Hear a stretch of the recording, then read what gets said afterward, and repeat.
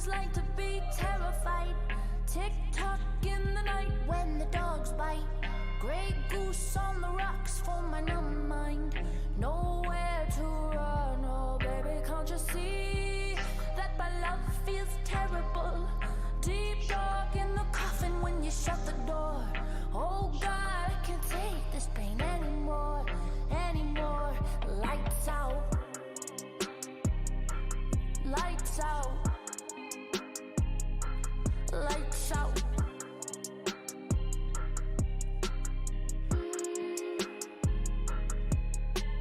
Baby, what's it be? What's your next trick? Holding them like Texas. I just wanna love, don't wanna worry about your next bitch. What about our dreams, our goals, and all the other promises? I'll just break them, cool. Then you come around till dawn, take me downtown, fancy dress, flossed out, dripping Chanel all over my neck. But it's the chain around my heart that's the heaviest yet. Pain is so immeasurable now. The pain is so immeasurable now.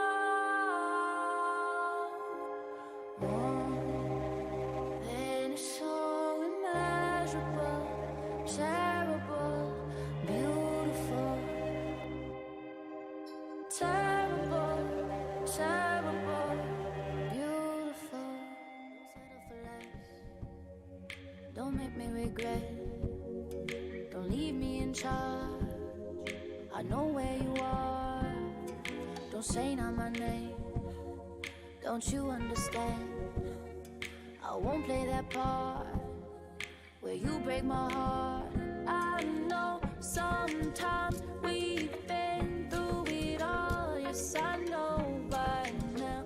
Oh, I know by now. Call my name, make it arch. Have your way in the dark. Do it all right now. Do it all right now. 'Cause I feel a little too unconditional love. I feel your love like no other. I wanna deep in your love. I feel a little too raw. I feel like unconditional, unconditional. Alone in this place. Now I let you see me this way. Like I see you at all. See you for who you are. No, it's more than a phase. You tell me that this isn't safe. Oh, I think you do it all. Yeah, I think that you do it all. I know sometimes we've been through it all. Yes, I know by now. Oh, I know by now. What they say, fuck it all. 'Cause nobody can love like I love you now. Let me love you right now. 'Cause I feel a little too unconditional love. I feel your love like no other. I wanna deep in your love. I feel a little too raw. I feel like unconditional, unconditional. Unconditional, unconditional.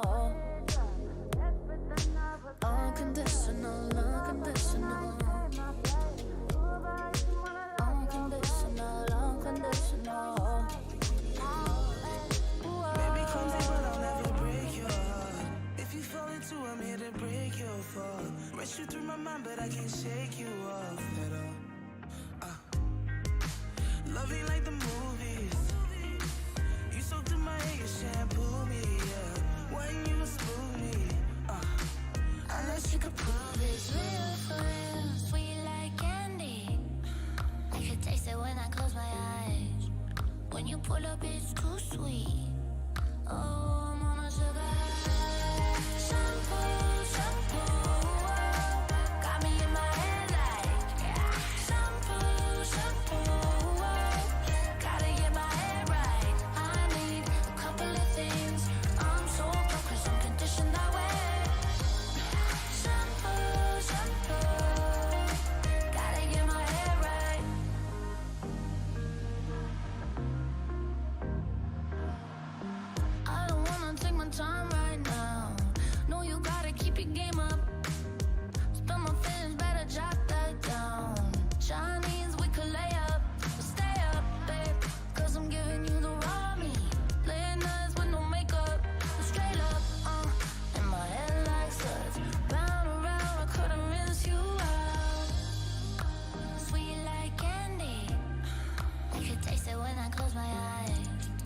When you pull up, it's too sweet.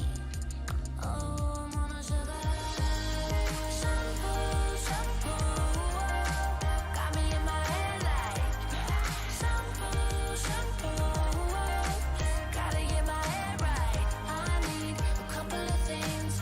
I'm so broke 'cause I'm conditioned that way. Shampoo, shampoo. Got me bubbled up like shampoo, left a mark, no tattoo. Some things we don't plan to, but life will just command you. Pass due, like the last two enter in the classroom. Even when you're out my head, I know that you'll be back soon. Close grip like track shoes, running down my head and shoulders. Squeeze you tight to get you going. Foaming emotions when you move your hands in different motions. Just another aroma for me to sit and soak in. But just in case you didn't notice,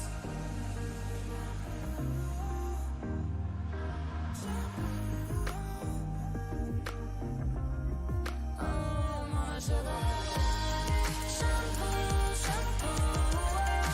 Got me in my head like shampoo, shampoo. Gotta get my head right. I need a couple of things. I'm so broke 'cause I'm conditioned that way. Shampoo, shampoo.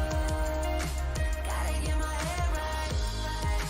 Got me in my head like gotta get my head right. Got me in my head like gotta get my head right. Got me in my head like gotta get my head right. Got me in my head like gotta get my head right.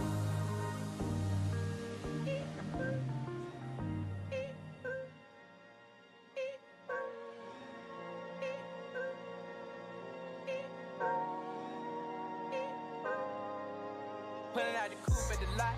Told him fuck 12, fuck SWAT. Busting all the bells out the box. I just hit a lick with the box. Had to put the stick in the box.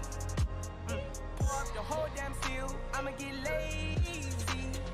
I got the mojo deals. We been tripping like the 80s. Pulling out the coupe at the lot.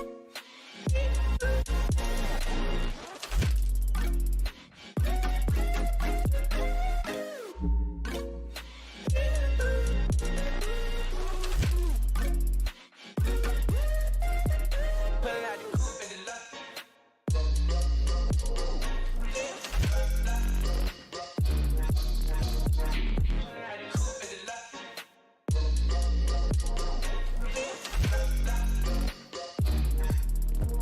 I was at back, where the stash at? Cruise the city in a bulletproof Cadillac. Cause I know these niggas out there where the bag at. Gotta move smarter, gotta move harder. Nigga try to give me 5 mile water. I lay his ass down on my son, on my daughter. I had the Draco with me, Dwayne Carter. Lot of niggas out here playing, ain't ballin'. I done put my whole arm in the rim, Vince Carter. And I know Poppy get a key for the party. Shawty barely seen the double C's, I bought her. Got a bitch that's looking like a Leah, she a model. I got the pink slip up, my whip ski lift. Coming on my body, get the key to the city. Hey. Pulling out the coupe at the lot.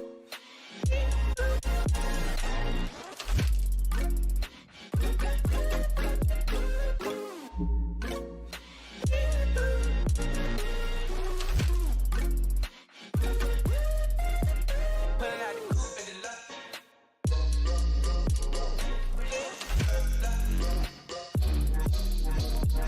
Pulling out the coupe at the lot.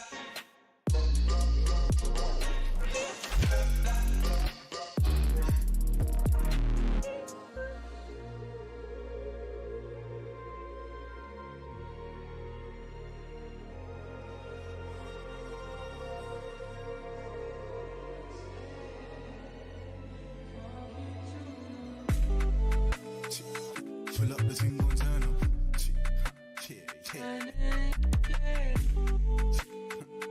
Pull up the thing, gon' turn up.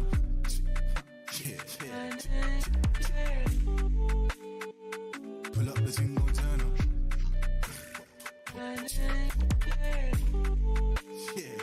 Pull up the thing, gon' turn up. Ooh, yeah, come for this ooh. Yeah, pull up for certain. Yeah, come set the mood. Yeah, you come like sunshine. Yeah, come meet the moon. Baby, gon' find so fine, might give her the woo. Hey, ooh, yeah, come for this ooh. Yeah, pull up for certain. Yeah, come set the mood. Yeah, you come like sunshine. Yeah, come meet the moon. Baby, gon' find leave her the woo. Pull up the thing gon' turn up.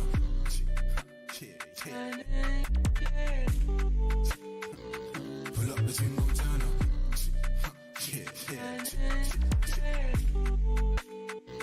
Pull up the thing gon' turn up.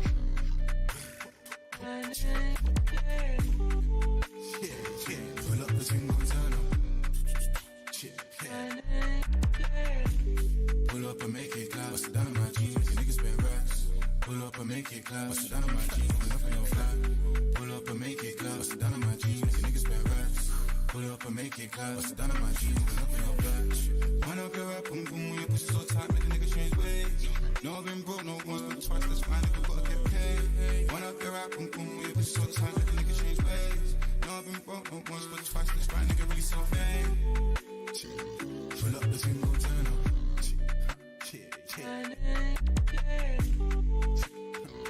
Pull up the thing, gon' turn up.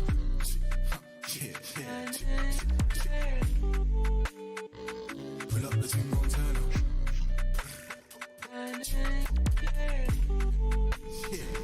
Pull up the thing, gon' turn up.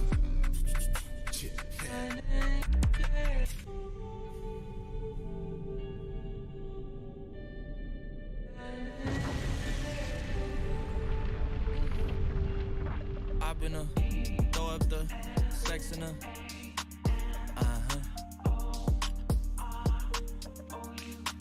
And I can put you in. I can put you in. I've been throw up the sex in her.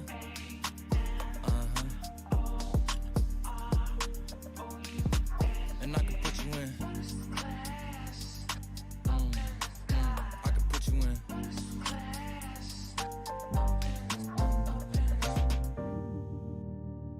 I can see the whole city from this balcony. Back in 2019, I was outside freely, but now they got it out for me.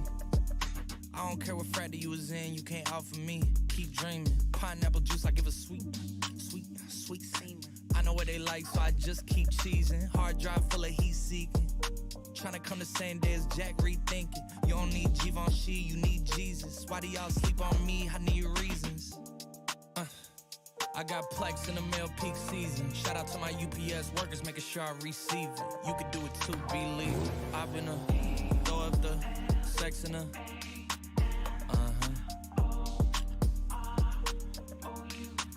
And I can put you in. I can put you in.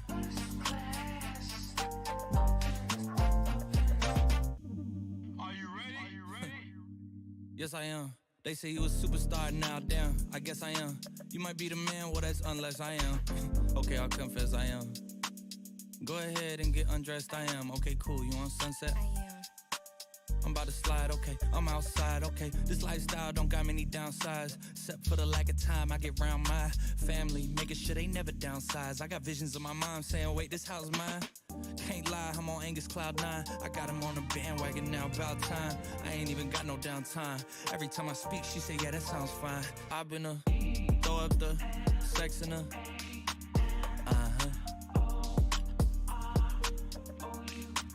And I can put you in. I can put you in.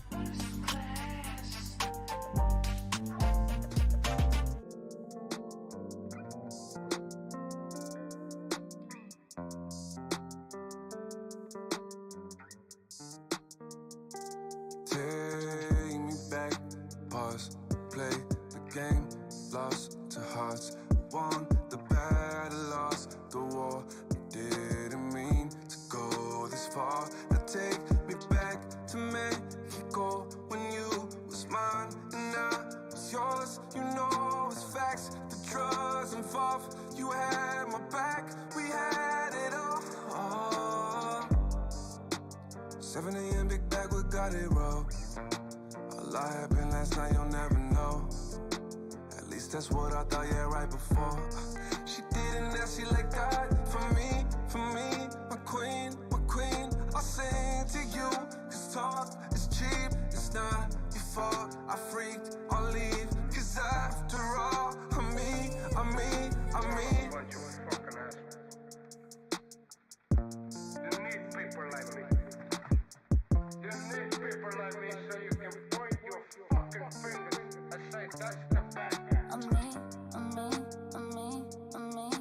be. Wake up, it's not a dream. I hate the fact it's haunting me. The rush, the hit like ecstasy. We broke, we choked, we lost control. Can't take it back, we did it all. I hate the fact we did it raw. It's not your fault, I'm free on me to ride. Baby, you know it's gonna kill us if you try. And I don't wanna fight.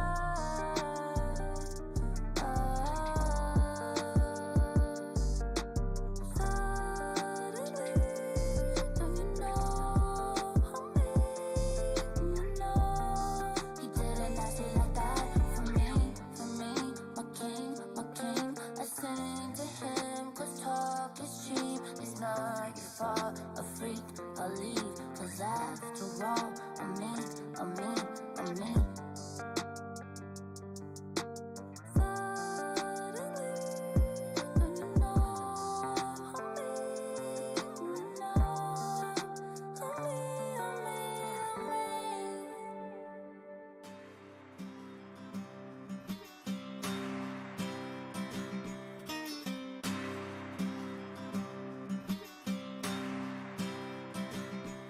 You smell that fan in the window, letting air in. Coal still burning outside from last week. And truck done died, it was running all night to be the jukebox jam and the wood chop light. You see that fence post nail at the top to hold the water bucket when the faucet's off. That hideaway shed ain't just for the straw, but also lighting up and strumming on a guitar. And I sang, man, oh man, where'd the good times go?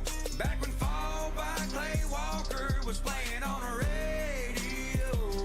So I sang, boy, oh boy, how I miss them old Toyotas. Yeah, country is as country does. We was, but no one told us. Yeah, I'm sick of hearing the same thing. Rhinestone cowboy, I'm about to smack y'all like the ass on a cowgirl. I miss the Tennessee, barefoot bandit up in Rocky Top, orange and white blanket up in that red rag tie. You want the gun smoke and bring your ass to the fall. We just some country boys and girls getting stoned in a bomb. I get the chatter hoochie coochie, I'm the hollow Elvis Presley. Even when I'm fat and old, Dixie chicks is gonna dig me. I'll be somewhere on a boat, getting too damn sunburned. Middle fingers up, sissy still being butt hurt. I'll be casting the line, just sitting watching the float. Jump with the country and country, no need to give it to me. And I sang, man, oh man, where'd the good times go? Back when Fall by Clay Walker was playing on the radio. So I sang, boy, oh boy, how I miss them old Toyotas. Yeah, country is as country does. We was, but no one told us. Yeah, the music industry think it got me itching like sumac. Got a bunch of tins in Tennessee line dancing to this rap. Lap steals to the shimmy of all that bass in the floor. Joyce do it like the legends. Rock it out till we're deaf, boys. I'm kicking up the average like I'm jumping off a Peterbilt. Working through the algae where the creatures hit the shine steels. Riding down the roads and leaving nothing but a buzz. I put the country in the rap because I'm wrapped up in the nose. Hey, son, oh, son, just believe me when I say one day when I'm dead and gone, you'll smirk along and sing. And you'll sing, man, oh man, where the good times go? Back when it was holler boys by the church on the radio. So I sang, boy, oh boy, how I miss them old Toyotas. Yeah, country is as country does. We was, but no one told us.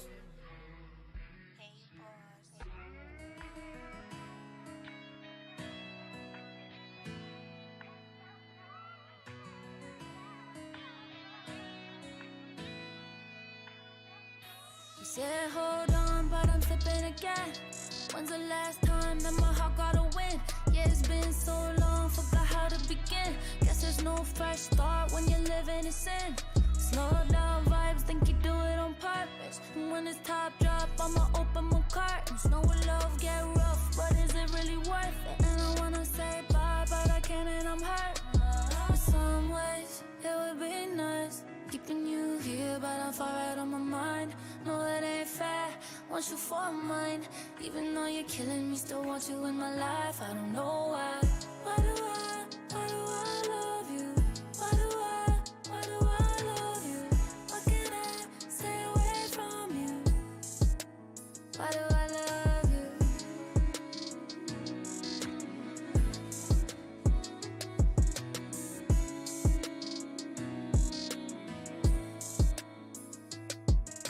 Summer turn to winter, how you get so cold? Ask me if I trust you, but it's hard to know. Ask me if I love you, but it's hard to show. Things I wanna grow from, but I can't let go. Yeah, my heart got me blinded. You a bad influence, I don't need reminding. You say that in love, everything's about time, but now I'm rushing my place just to keep you beside me. In some ways, it would be nice keeping you here, but I'm far out of my mind. No, it ain't fair. Want you for mine. Even though you're killing me, still want you in my life. I don't know why. Why do I love you? Why do I love you?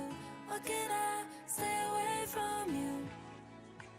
Why do I love you?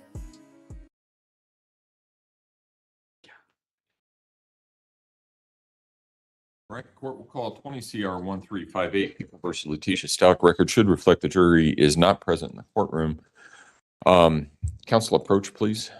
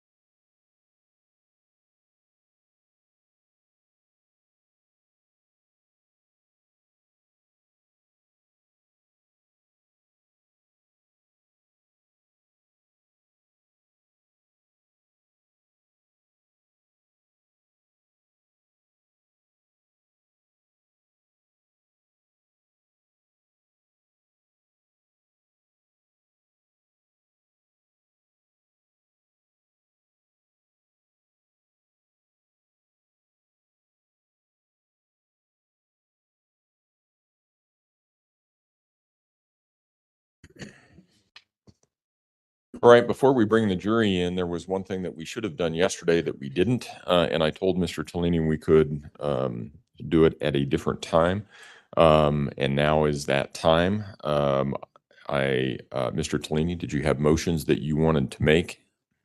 I do, Your Honor. I would make Go ahead. motions for judgment acquittal on all charges, specifically for first degree murder premeditation. There has been lack of evidence showing premeditation on behalf of the defendant. Okay. Prosecution?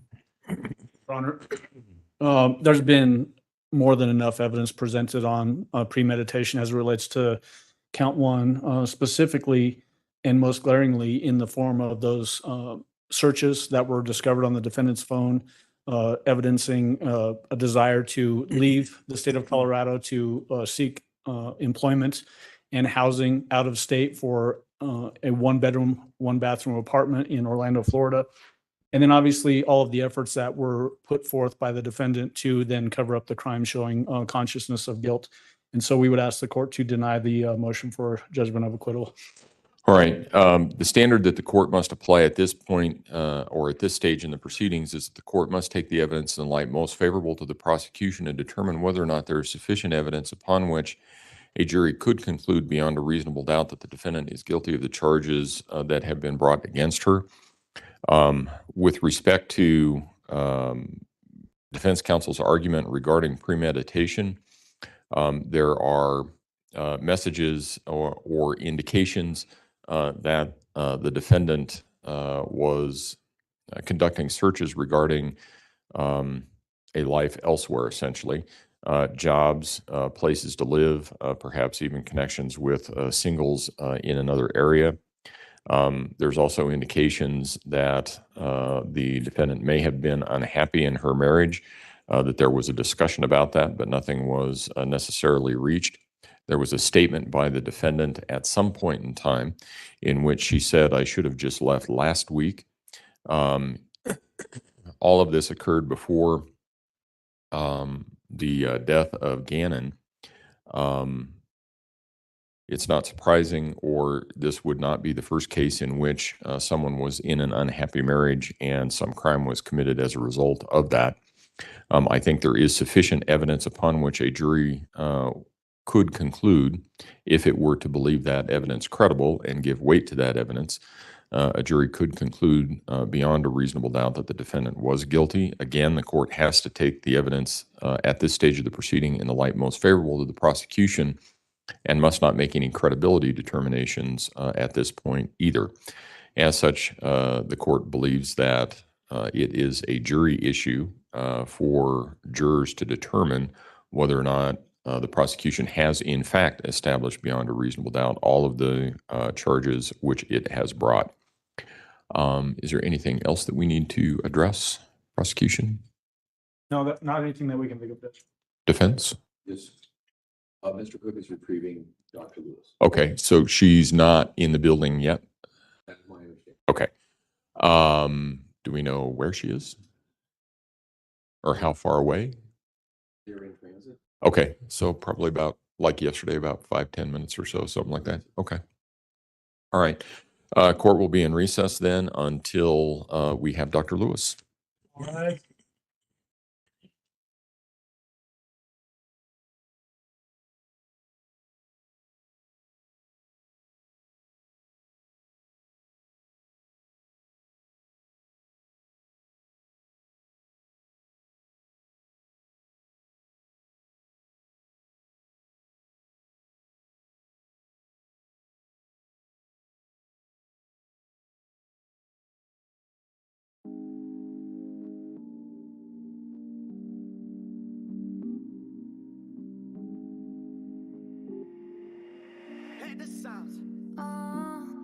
Shady, I don't know much, but I seen you around, and I wanna talk.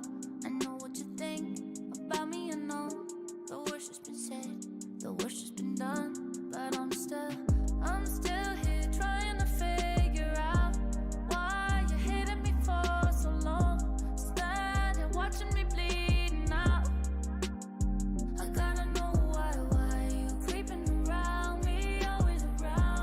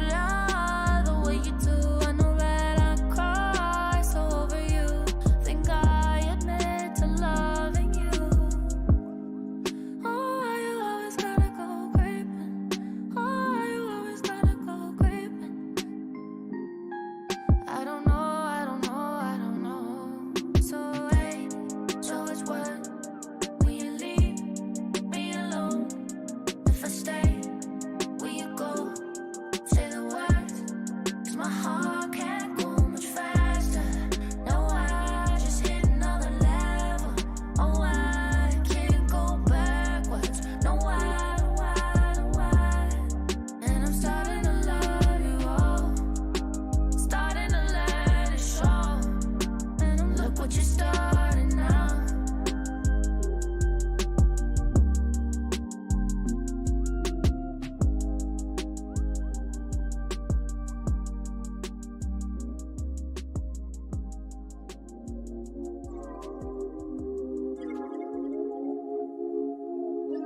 Don't tell me about my world. Don't tell me about my world. I mean, you just want to have your little fling with, like, the guy from the other side of town. Then you're going to go off to Stanford. You're going to marry some rich prick who your parents will approve of and just sit around with the other trust fund babies and talk about how you went slumming too. Is it worth it running your game? Too many things you don't explain. Hope that one day you'll have a plan. Till that one day I'm gonna stand here in the same position, no as it were. Because just as it were, you know I'm on your nerves. And you know that I'm not ever concerned about the things that I heard, when you know it's the truth. But I feel like we got so much more than that. I just wanna hear it, don't wanna ask. If you really feeling me, tell me how. Say 'cause you let rumors control you now.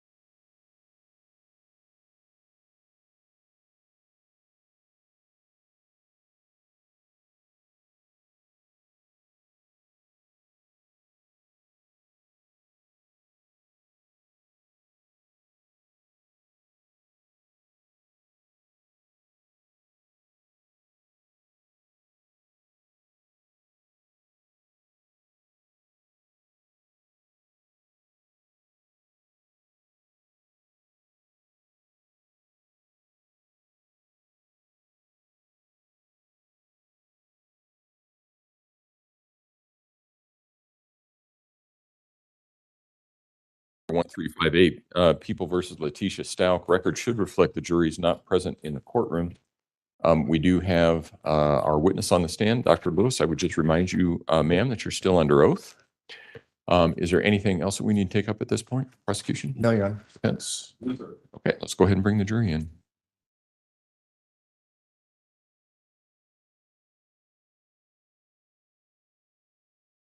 Todd, tell you what's going on with our one juror. Just keep an eye on it. I'll try and watch and see if she.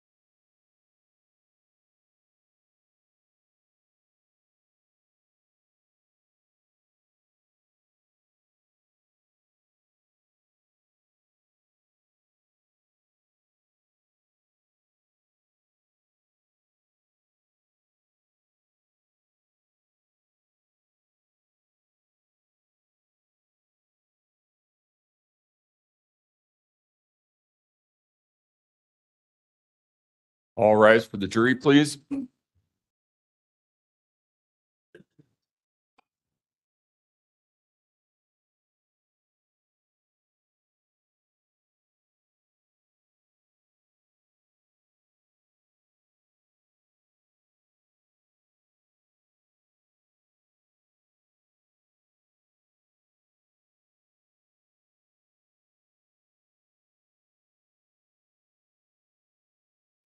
Be seated. Court will recall 20 CR 1358, People versus Letecia Stauch. Record should reflect the jury has returned to the courtroom. Good morning, ladies and gentlemen. Has anything occurred since we were last together that causes any of you to believe you could not continue to serve as a fair and impartial juror in this case? If so, please raise your hand. No response. All right, when we took our break yesterday, we were in the midst of the cross-examination of Dr. Lewis. That's where we will resume. Mr. Young? Good morning. Morning, Dr. Lewis. How are you? Good morning. You okay? In truth, I've had food poisoning since last night, but Oh, we'll carry on as best we can. I'm sorry to hear that. If you need to take a break or anything, just If I do, I'll let you know. okay. All right. I kind of want to talk a little bit more about dissociative identity disorder.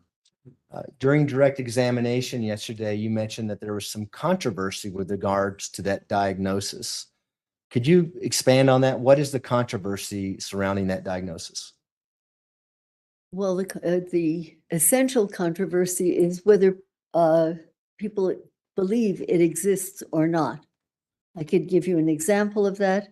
When I inquired of the chair of our department many years ago, did he believe that this existed? He said, I don't know. I have never seen it.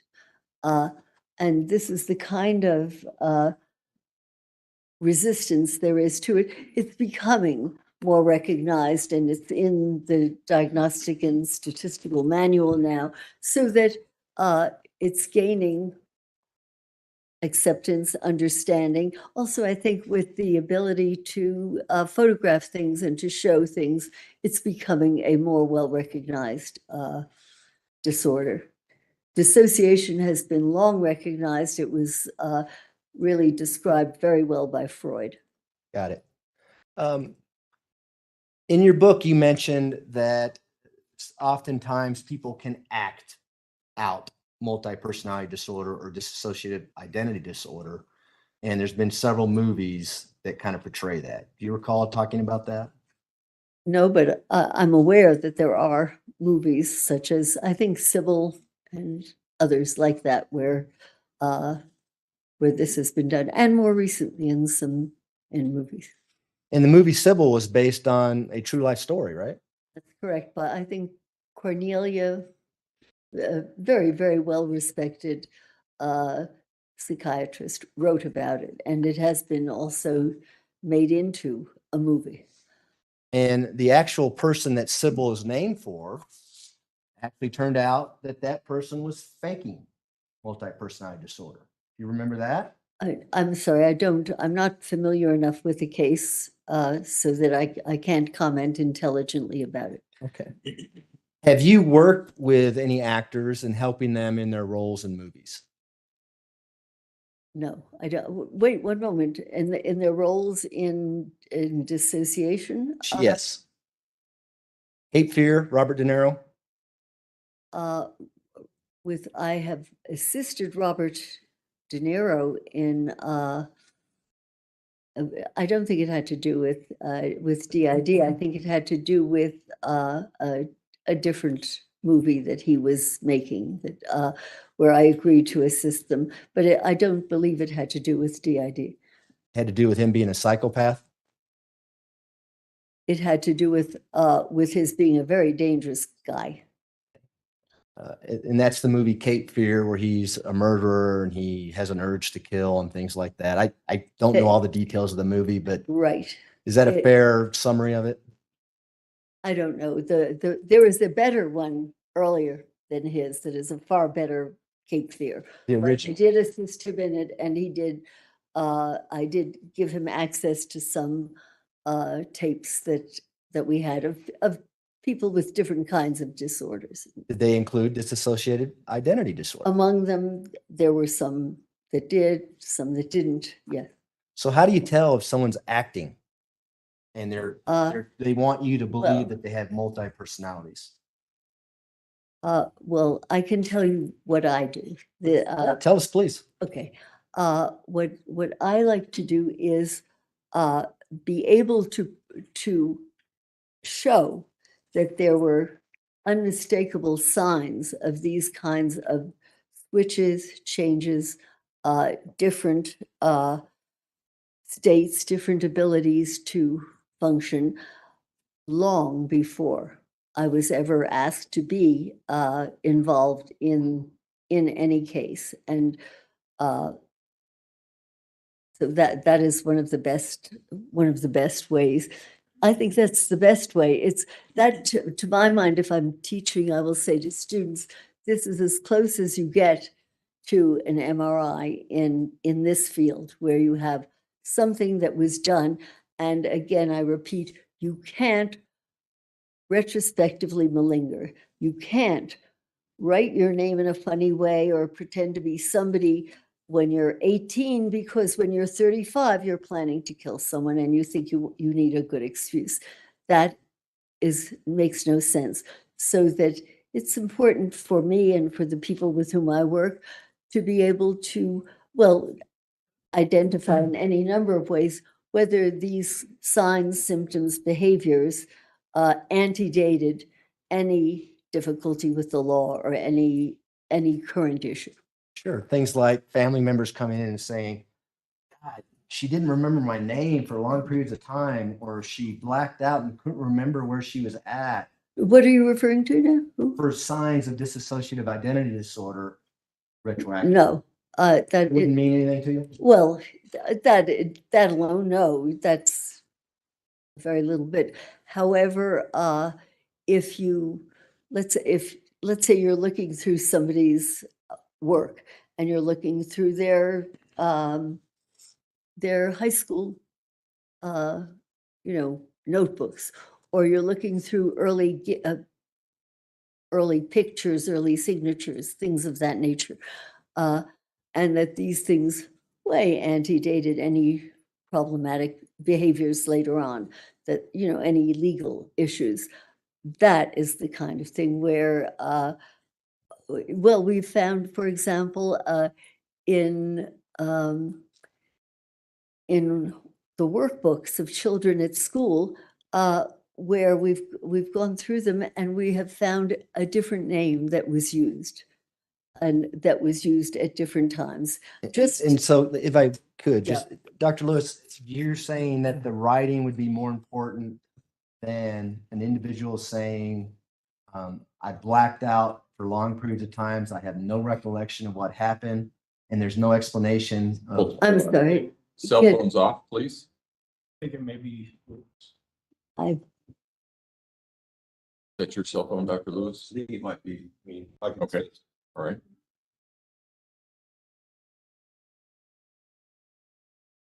Mozart. It's very nice. Yeah, can you turn it silent? I'm trying to find it. Sure. Yes. Okay.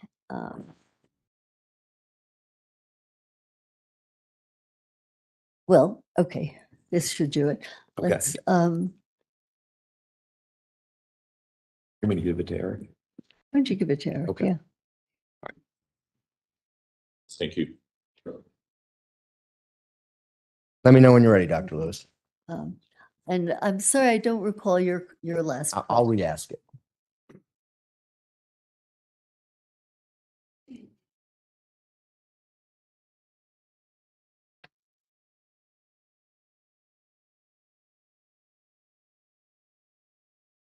You ready? Mhm. So is it more important to you to look at someone's prior handwritings than evidence of someone saying they had blackout periods and couldn't remember where they were at and they couldn't remember their loved ones' names and things like that? Your second examples just don't ring true because it just is not something that people tend to tell me. And you can't measure this versus that. Often there have to be several things and combinations of signs, symptoms, behaviors. What is particularly useful is whether acquaintances or family members or people who have known the person over time have said, gee, when this person was such and such an age, he or she insisted on being called this and acted differently and did different things, so that it's a piece of data. And but that in and of itself, there is no single thing that you look for. But at least in the cases where we have felt that we were dealing with the real thing, there have been multiple pieces of evidence that at earlier times, for example, I noticed in some of my notes about Letecia that someone had said when she was younger, and I forgot this yesterday, when she was younger, she asked to be called Maria. And I had forgotten that yesterday. Can you point me out where you found that information? I'd have to look through all of this, but I can later if you like. I'll find it for you. It's just a note that I took because I thought it was interesting. But what was it in an interview or where did you get that note? As I say, rather than take up the time of the court and look through all of this, I will find it for you. But I just noticed it in the past maybe several hours or so. And I can find it for you because. Well, here's the deal. I only have a X amount of time to talk to you. Right, yes. And so I can't really let this linger around because it's pretty significant. I think so, yes. Oh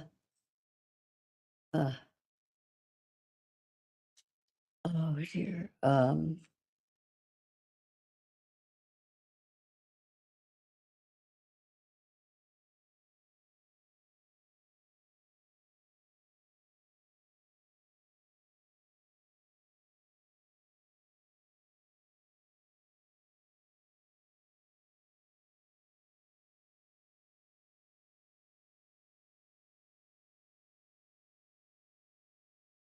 I'm sorry, I can tell you though that I came upon it in the past maybe 12 hours or so. Well, do you know if it's something that the defendant told you? No, it was not. That's what was interesting, that I had completely forgotten this, but I saw that someone who had been interviewed said when she was a child, at times she asked to be called Maria. That in and of itself is not a proof of anything, but sounds like it's hearsay a to me. confirmation if you have a lot of other things that go along with it. Well, it's certainly not in any police reports, correct?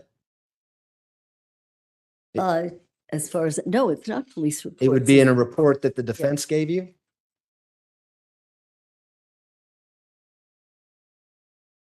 Yep. Yep.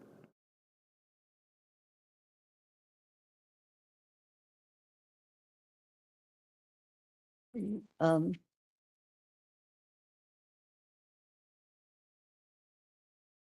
I didn't mute it. Oh, It's here. just quiet. I- Here we go. Again, I will be taking notes as I'm going through stuff and whatever.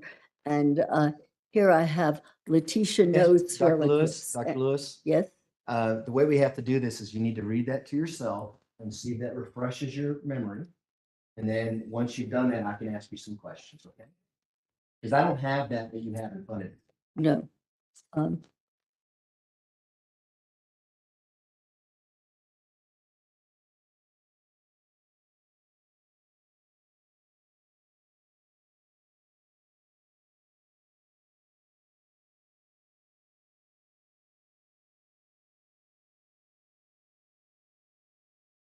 In my opinion, I think the defense messed up by putting her on stand. Again, these are But a simply good thing though, because what I took and labeled Letecia proven notes from everything. relatives. Can't tell you exactly who, but here it says, Letecia called self Maria Sanchez as a young child. And I have a little explanation when saying retrospective malingering, because that, you don't do that. At 12, you don't call yourself Maria because later on you're expecting to do something where you're going to have to make some sort of excuse. So this is what one of her relatives had told us, that that she called herself Maria Sanchez as a young child. This came as a surprise to me. I had not recalled it, but I was skimming it, and there it was. And Dr. Lewis, you've testified hundreds of times, and you know that you need to turn over your notes and everything you rely on as an expert to the prosecution, don't you? Is that a question? Yes, it is. No, when Your I, obligations as an expert to turn over all the information that you use in formulating your opinions, correct? well, when I am sitting taking notes over different things, I do not necessarily even keep everything. I jot down something that I think may be important later, and I noticed that I jotted this down. And it's so important that you found out about it last night. You came in and decided to tell the jury about it today. Is that correct? I came upon it last night, I believe before this morning, And yes. it's so important, you made an effort to put it in your report that you knew that the prosecution was going to get. Is that correct?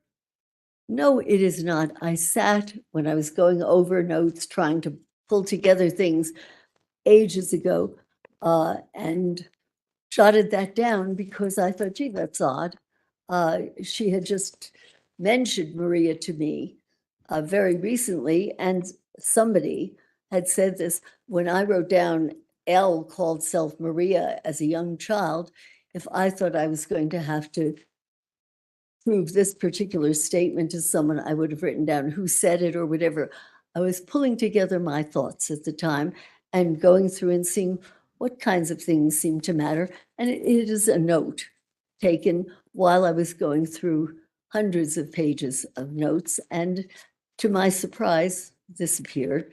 And I had no memory of having seen it before until I looked at it, skimming through it, and found it in the past, I would say, 12 hours or so.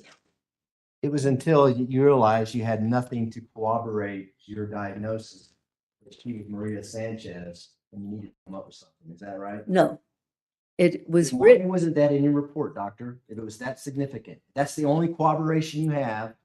Why is it not in your report? It is not the only corroboration that we have, sir. This is an observation as you go through hundreds of pages of notes and you see something there that you hadn't expected.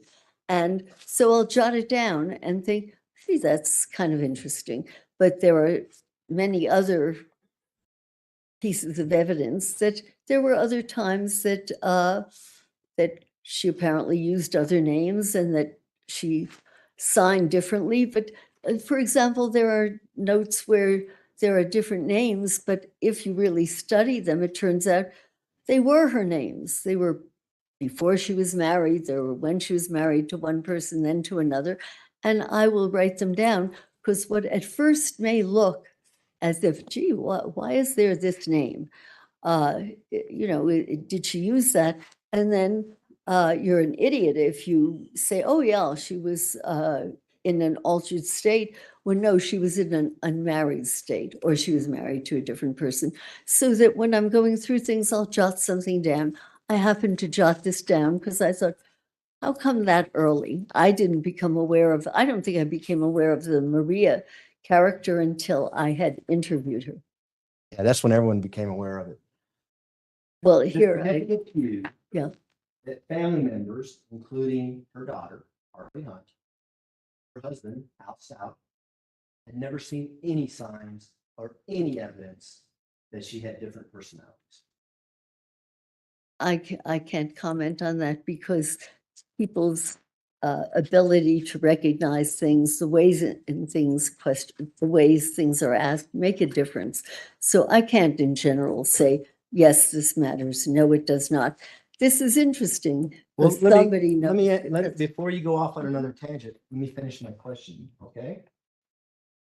You consider that there was no evidence by family members that she had no patients that she had disassociated. That specifically, Yes. I did not think about that specifically because different personas are either recognized differently because of the sensitivity of the observer, or they don't occur in that setting and they occur in another setting. And it doesn't help your diagnosis of a dissociative identity disorder, correct? Is that why you don't consider it? No, it's interesting that they did not notice this. It may even be one of them who said this, who said, no, I never noticed anything different. And yet, one of these people said I that think we got she what your called note herself says, that. doctor. Okay. Well, that could well be one of the people who said, I never noticed she was different, but, sometimes she called herself Maria. So that you're open to whatever comes your way. You try to jot down what seems important, and then you try to pull it together later. But there is no one thing that will say, oh, yes, this person suffers from DID or does not. There's a whole constellation of different things that you look at, that you consider, and no one thing that matters Okay, particularly. let's talk about something that matters to you that you put in your report, okay? You had Miss Stauch drew, I forget the name of the test where they draw the clock and they have to put the hands of the clock. What's the name of that test? I don't know, I call it clock. We'll call it the clock test. Is that all right with you? Yeah. So you had her perform the clock test and she did horrible on it. Well, she did something that I have seen before on with like older patients who have been actually demented. And I actually consulted Dr. Marikangas about it and others because it looks as though there is some kind of a defect in the ability to see certain areas. And so that everything was crowded into one area. And I have seen this in patients with dementia, and dementia can be caused by many different injuries. So that I was surprised. The other thing that is surprising is that I didn't know quite what to make of it. I knew there was something unusual, and I had asked her again, would you do this again? And she did a much better job of it.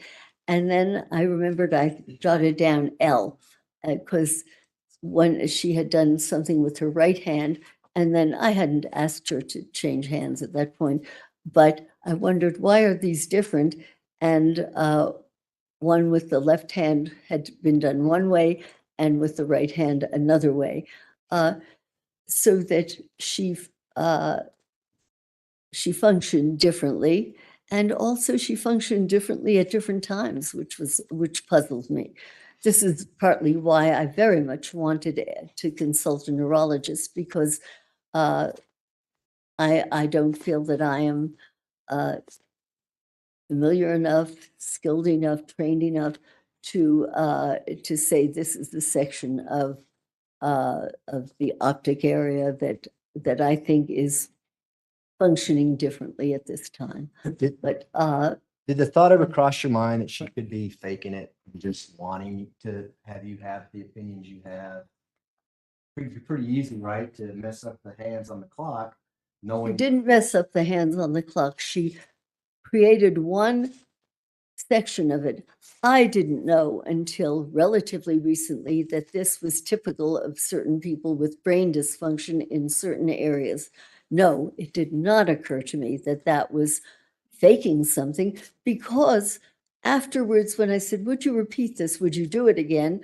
That she did a better job on it. And this is still a puzzle to me. And if I had the proper consultation, I would have discussed it with neurologists and tried to figure out, because the optic pathway is a very complicated pathway in the brain. It turns upside down, it moves back and forth, and a neurologist is far better equipped to say, this is where things seem to be going wrong.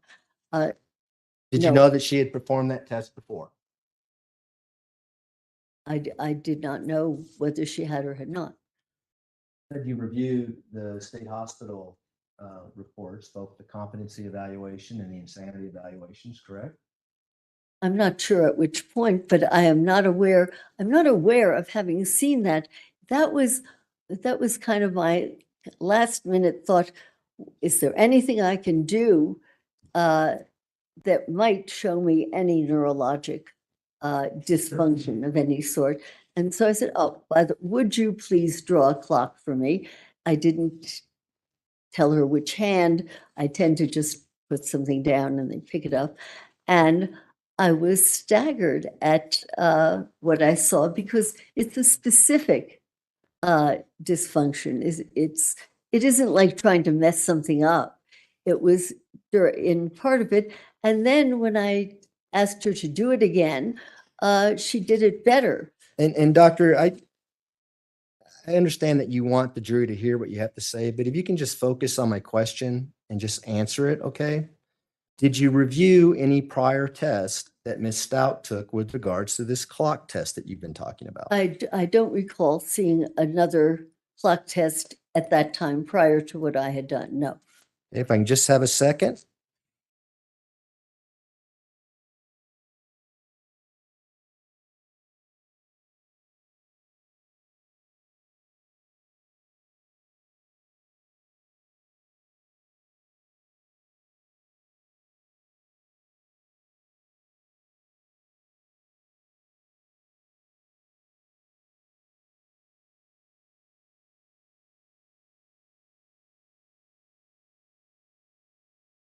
For the clock test that Dr. Torres did.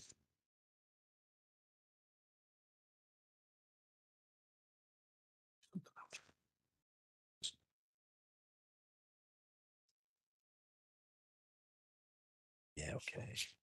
You know, may I retrieve an exhibit? It's people 736. You may. Recall it. It's in a single sleeve, if I remember right.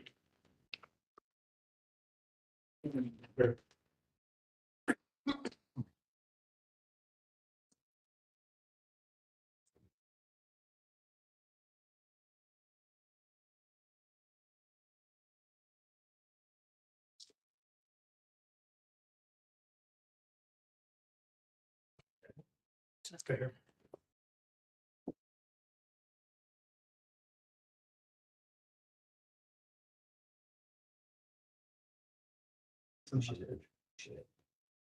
About that, Dr. Lewis. We've got a couple exhibits in this case. I also have other clocks here that I had asked her to do.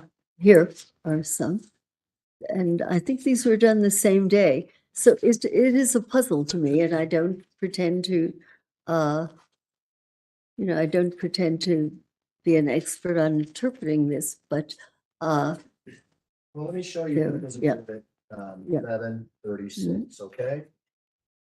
You see there in the top right-hand corner, yes, picture of a clock? yeah. Are you Yeah. familiar with that? I'm not, I don't recognize this as having seen this actual page before, Okay. but it is a clock and, Sorry, I'm back. I was trying to order There's the cigarettes draw and clock, it won't let me do it. 10 past, what is it, 10 past 11? Yeah, it's, She did pretty good on that one, didn't she? well, yeah, it's not 10 past 11 really, but it's, I have others where she did better with me. And it puzzled me that, at the time I said, would do it again and do it again. And it did improve. And, I am puzzled by this phenomenon, and I can't explain it to you, except it is unusual that that particular way of drawing it has been found in individuals with severe brain damage, actually. Well, and we were and- talking about insanity, doctor. We're talking about the time of the crime, correct? Delivery. We're talking about brain function at the time of the crime and So a test that was taken closer to the time of the crime would be more accurate as to what the brain function was happening at the time of the crime. Is that correct? not necessarily. So brain functions change over time? Yes. Like change after you plead not guilty by reason of insanity? And before and during. It changed there. I was with her.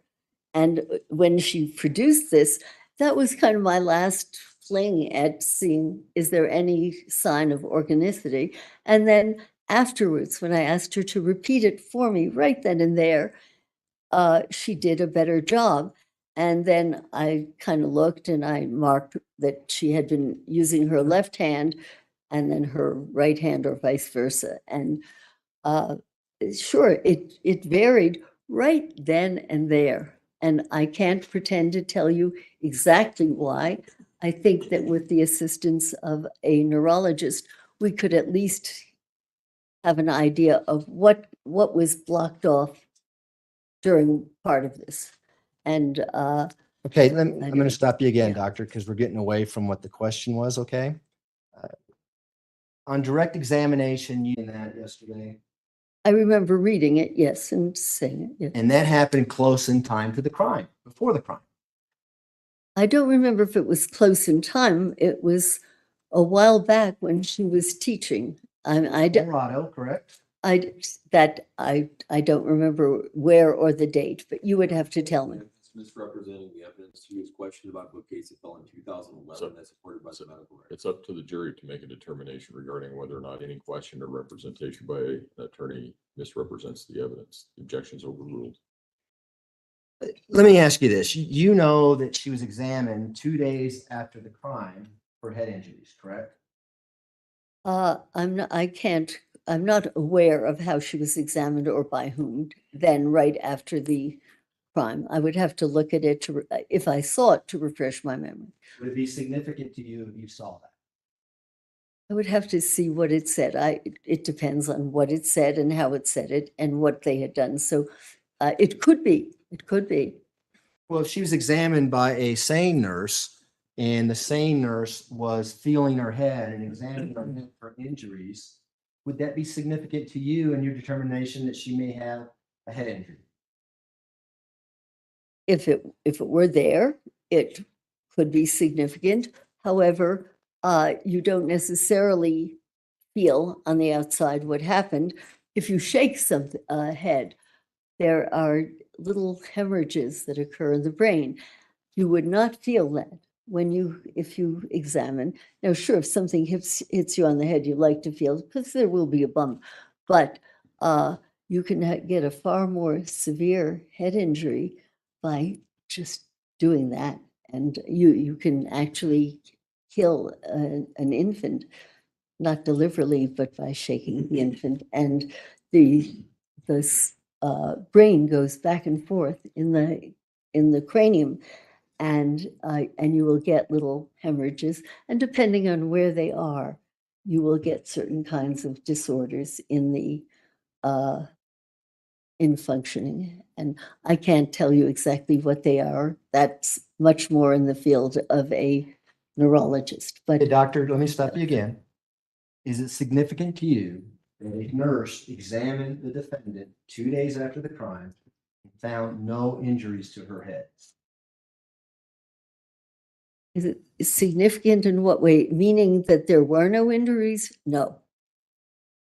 And that's because you could speculate and say she could have had a brain tumor, she could have had hemorrhages because someone was shaking her. Is that what your opinion is? She had other injuries previously, so that it's good if the nurse actually did this. I'm not aware. I'm not aware of anybody's having felt her head. Maybe they did. I don't know. But it's that does not tell you enough. It tells you if there's a bump, you do know that something hit the skull, the other side.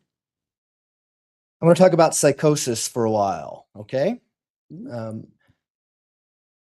an insanity case, it's real common that psychosis is involved if that person is truly insane, correct?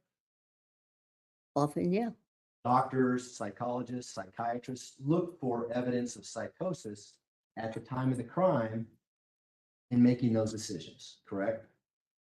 They look at it over a spectrum, but they do certainly look at it then, and they look at a lot of other things besides psychosis. But yes, one of the things that people look at are the signs, symptoms, behaviors of psychosis. Psychosis is not one little phenomenon. There are many different kinds of psychoses and signs of it, so that you're talking about such a broad topic. I'm talking about them all. Any signs of psychosis is important when you're doing a sanity evaluation, correct? Certainly. And a classic example of someone who is truly legally insane would be a father who kills their daughter because they're hearing voices that their daughter is the devil. Feel like they have no choice but to kill their own daughter. And so they kill their daughter. Does that sound like something that might fit legal insanity? It's your concept of one possible type of insanity. Well, what's your concept? Does that seem There are many different concepts. Let's just stick to this hypothetical. Yeah. Does it, yes or no? Does it fit your concept of what you feel insanity?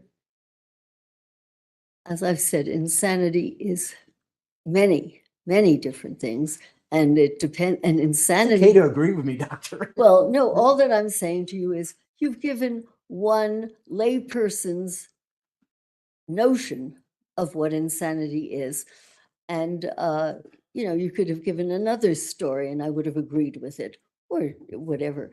Sure, it's a possibility. Okay, I'll take the possibility. Okay. In that circumstances, they wouldn't know the capacity to appreciate the wrongfulness of their act because they had a psychosis that something was telling them that their daughter was the devil. Follow me? If you believe that, yes. How did you believe that? In a hypothetical story, I believe that you are giving an example of something. No, I don't believe that happened, but I certainly believe it's one of your concepts of what a psychotic episode can be like. And I'll buy that could be one. Sure thing. I'll take that. I'll give it. The other, to add that hypothetical, because the individual didn't appreciate the wrongfulness of his actions, he wouldn't do anything to hide the body. He would stand there and say, I did what had to be done. Right? According to your notion of it, not necessarily, but I will buy that this is what you believe it to be. Say, no, I'm not going to hide it because it was good. Right afterwards, a person can say, oh my God, what's happened here? I don't know what this is. I don't know what happened. There are so many permutations and combinations. I would have to say no. It's a story. So you would find that person legally sane? Is that what you're saying? No, that is not what I'm saying. I'm saying it takes a whole lot more to assess sanity and its definition. But no, that's a story that you made up. Actually, I didn't make it up, unfortunately. Let me ask you another question about sanity and what you assess. Do you look at a defendant's actions, how the crime was committed, what they did before, during the commission of the crime, and what they did after the crime, and rendered an opinion as to insanity? I do that not simply in terms of rendering an opinion of insanity, but it's a very important part of rendering an opinion of neurologic impairment. For example, it's extremely common to ask, particularly if you think that there has been some brain dysfunction, how about before? Before any of this happened, what were you feeling? What were you thinking? Describe that. How about during? Do you remember everything that happened then? Were you told that you did something you don't remember? And how about afterwards? How did you feel? Did you have a headache? Did you throw up? Did you, did you feel unwell? So that before, during, and after is a very, very important sequence. And you would ask it not just in terms of quote, sanity, but in terms of neurologic impairment and how that affects brain function. Well, you consider anyone who commits murder to have neurological development issues, don't you? I'm sorry, say that again? You consider anyone who commits murder to have neurological issues. I don't recall ever saying that. Did I give you that impression? I said it on the HBO documentary. We're saying it there. What would you quote this? I'm not aware of. Well, let me rephrase. Do you think anyone who commits murder has a brain injury? No. Do you think when you're evaluating someone for insanity and you're asking them these questions that you just talked about, what they thought before, during, and after the crime, that would be important to go back and look at the evidence to see if it's consistent with what they're saying? Any data that you could get that that elaborates on what happened is valuable. I can't say how or what, but of course, anything. Even something where weeks before something could have happened. So that, sure, anything that that you can learn about the act before, during, after, and at any time before, during, after is important. The night before this crime, this murder, on January 26, 2020, the defendant had a video recording of her and Gannon talking about the fire.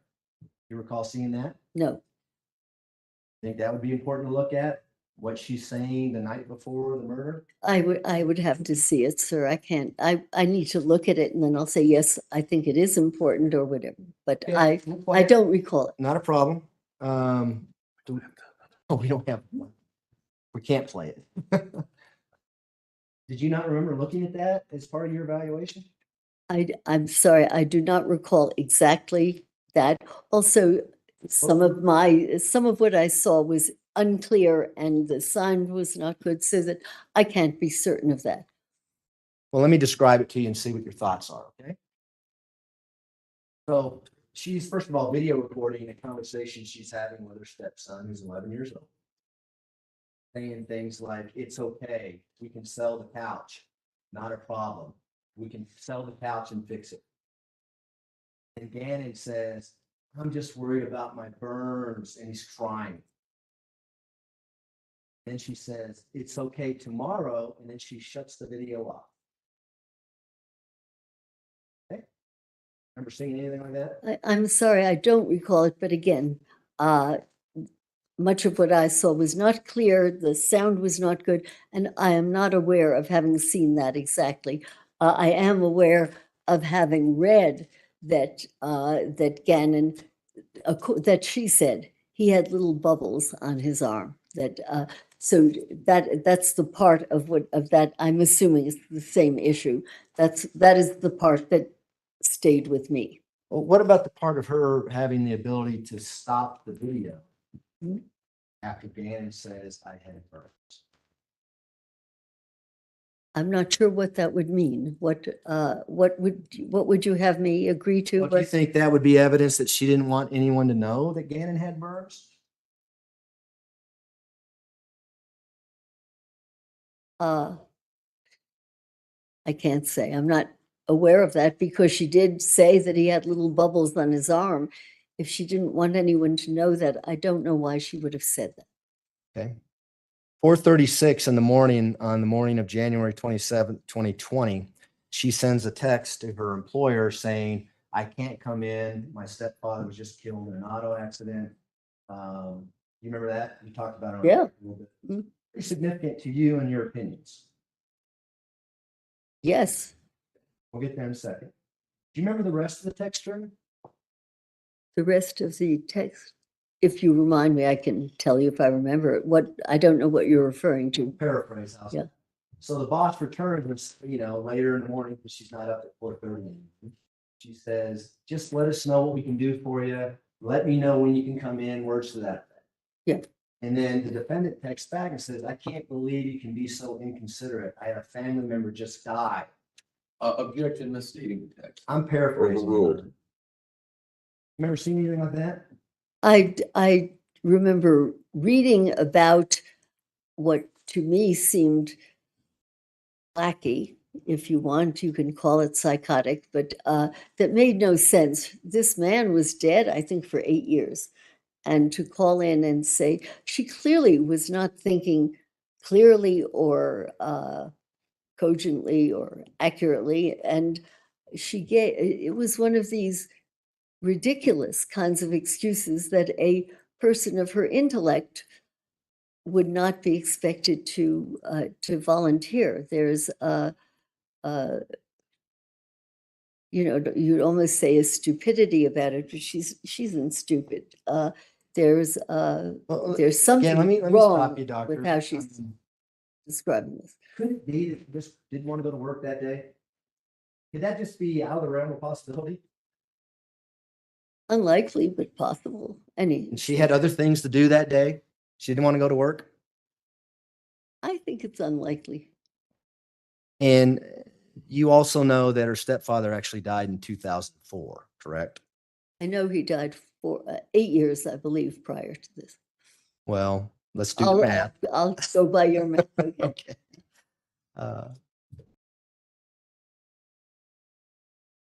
She was also able to call in to Gannon's school and say Gannon's not going to be coming into school that day either. You've seen that? Absolutely. Nothing psychotic about that. At the time that I read that, became aware of it, I was puzzled because I thought, gee, then he must have been dead then. Why is she calling in? And it really did not make a lot of sense to me to be calling in one I can't person believe the who died 8 defense years ago was having a funeral. just that closed day. their case with this witness. And Gannon couldn't go to school, but I learned subsequently that he is reportedly dead a lot later than that. So that it's a puzzle why she called in to say he couldn't come in. It had nothing to do with maybe planning and what she's going to be I doing. don't know. It could have had to do with planning. Okay.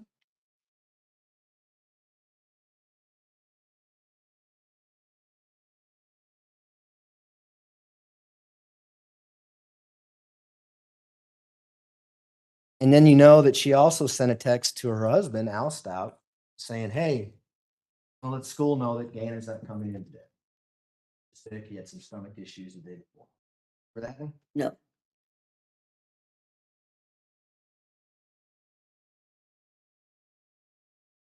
The stepfather, you said that was psychotic or evidence of psychosis. I don't know what what you're referring to, sir. Could The fact you? that she calls into school and saying my stepfather just died. I think it's peculiar. It's bizarre. I'm not sure what that was all about, what she was thinking, why she did that. It doesn't make sense. It's a bit of a leap to call it psychosis right now, but it doesn't make sense. It doesn't make logical sense. Does it make sense that she may circle back to that at a time where she wants people to feel that she's mentally ill, blame it on her stepfather because it's on record that she's already talked about her stepfather dying? Does that make sense at all to you? Doesn't make sense to me, no.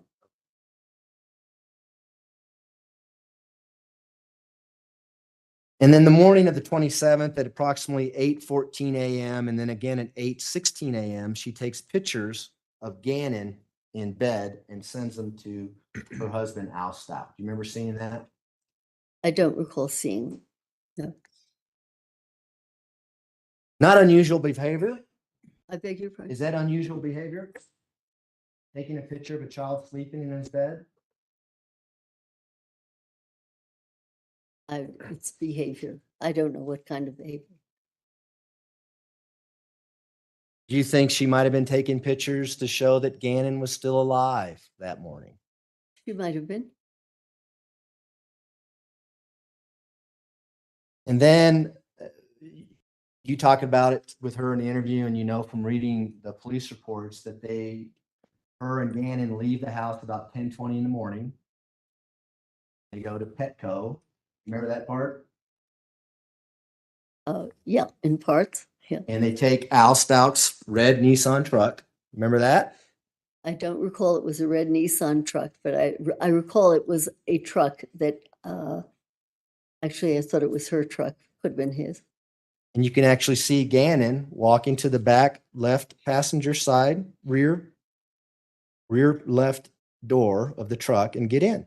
Remember seeing that video? I don't recall seeing it, but I may have read other people's thought. I just don't have a clear memory of that particular film. Now, in the video, you can see the clothing that Gannon's wearing. The sweats with a white stripe going down them. You remember seeing that? As I told you, I don't remember seeing that particular thing, but again, the equipment I had was not clear, and there was no one there with me to say, this is what we're seeing now, so that, but I don't question this, that there was that there's, it's peculiar that here he is walking around, and if I understand correctly, she had already called the school and said that he could not come in. Is that? Yeah. Yeah. Absolutely. He's Yeah. homesick. She's home because she's telling people that her stepfather died, and they decide to go shopping. Playing hooky. Oh, was that Maybe. buying cat toys? Was it? I forget, something like that. Needless to say, Gannon's wearing the same clothes that he was found in under a bridge on March 17, 2020. They leave that morning. I believe you. Now, at the time that she drives that truck around and goes to Petco, does she have the capacity to know right from wrong? I don't know. That's a leap where, if you can't talk to the person and you don't see more, I don't know. You talked to her. Did you ask her that? I don't recall asking specifically, did you know right from wrong at this point? I don't know, and I don't know the answer to that. Would it be a stretch to say she did know right from wrong? The fact that she was able to go to Petco, run errands, and come back later that afternoon with no tickets, no accidents. That she knew right from wrong then? Sure. I don't know. I would think, having called into school and having said that this child can't come in, and then taking him on a field trip to Petco, that she really did not have a good idea of what she was doing or why she was doing it. Oh, And I'm not sure that the idea of right from wrong is applicable to this just particular episode. It's wacky, but it's, Is she legally insane at the time she's driving the Petco again? I don't know. I think you would have to, I would have to know a whole lot more. If you don't know a lot more, can you come in here and say that she was legally insane based on her driving the Petco again? I can't say what I saw and what I remember reading. I can't distinguish the two, but I do recall that, I believe it was at 2 that there was a return. And we see a leg drop on the right rear passenger door right about the time that the driver's door opened. Do you remember seeing that? No, Well, she tells you that they both come home together, right? When she's talking to you. I'll buy that. Sure. Do you not remember that? Again, I don't remember word for word when she told me these things. And also, since I read other people's accounts of them, I can't tell you exactly where a piece of information came from. Anything about the video about them coming back at 2:20 p.m. that would lead you to believe that she didn't have the capacity to know right from wrong?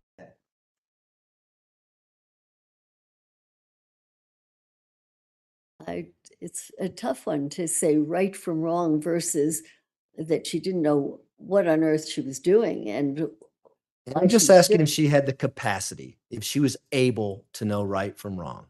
I don't know that. You know from the video that they sit in the truck for approximately 30 seconds as the truck is there before the doors open? No, Is it unconceivable that they might have been talking to each other no, or not, or arguing with each other? or not. The autopsy report. You've read that, right? Right. The autopsy report tells you a lot about how the killing took place, does it not? I think so. And the autopsy report tells you that there was at least 18 cut wounds and stab wounds. Right. And a lot of those were defensive wounds on Gannon. Some, yeah, some on his hands. He was fighting back, right? As far as we know, yes. Is there indication that whoever did that had the capacity to form the intent to kill?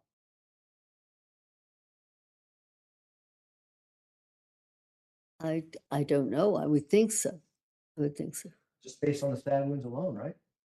Well, it certainly had that quality of, as I thought about it, whether there was an automatic quality to it, which is partly why I wanted certain neurologic tests done, because there was a repetition, as I recall. But there were signs on his hands of cut marks. So there Fighting back, right? looks that way to me. And the location of the stab wounds, three in the chest, one in the head, several in the back and arms that we already talked about. Does that indicate to you that whoever did this had the capacity to form the intent to kill?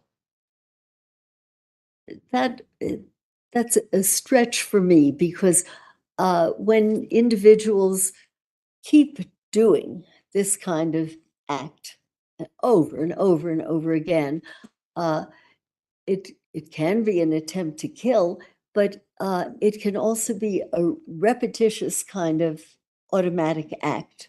And not having been there, and I don't know what the state of mind was, whether there was a kind of an automatic going about this, or whether there was a real, gee, I haven't killed him now, I'd like to kill him. Well, I don't know. Let me have you take off your psychiatrist hat for just a second and just use good old common sense. Based on the stab wounds alone, whoever commit this crime had the capacity to form the intent to kill.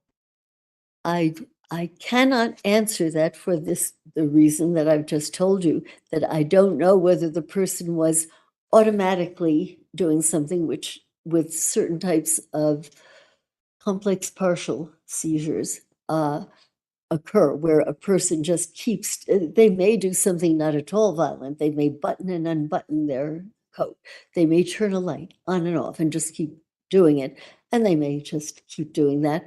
Or they may say, not dead yet, I want to kill them. So that I don't know for sure what was going on in the head of the person doing this. I Okay, can well, only let's say there are there are at least two possibilities. move on from the stab wound. Yeah. Fact that there was blunt force trauma, i.e. some sort of object was used, caused 4 head injuries, one of which crushing Gannon's skull, causing skull fractures. Right. The fact that another instrument was retrieved and used lead to the opinion that whoever did this had the capacity to form judgment and reflection, and also had the capacity to form the intent to kill. I think you could interpret it that way, or you could say the person felt threatened, felt endangered. By the way, I did not understand where that came from or how, with all of those stab wounds, where this item came from. Perhaps I missed something in the report. But well, let me stop you right there, because in your report, you said you thought it may have been a baseball.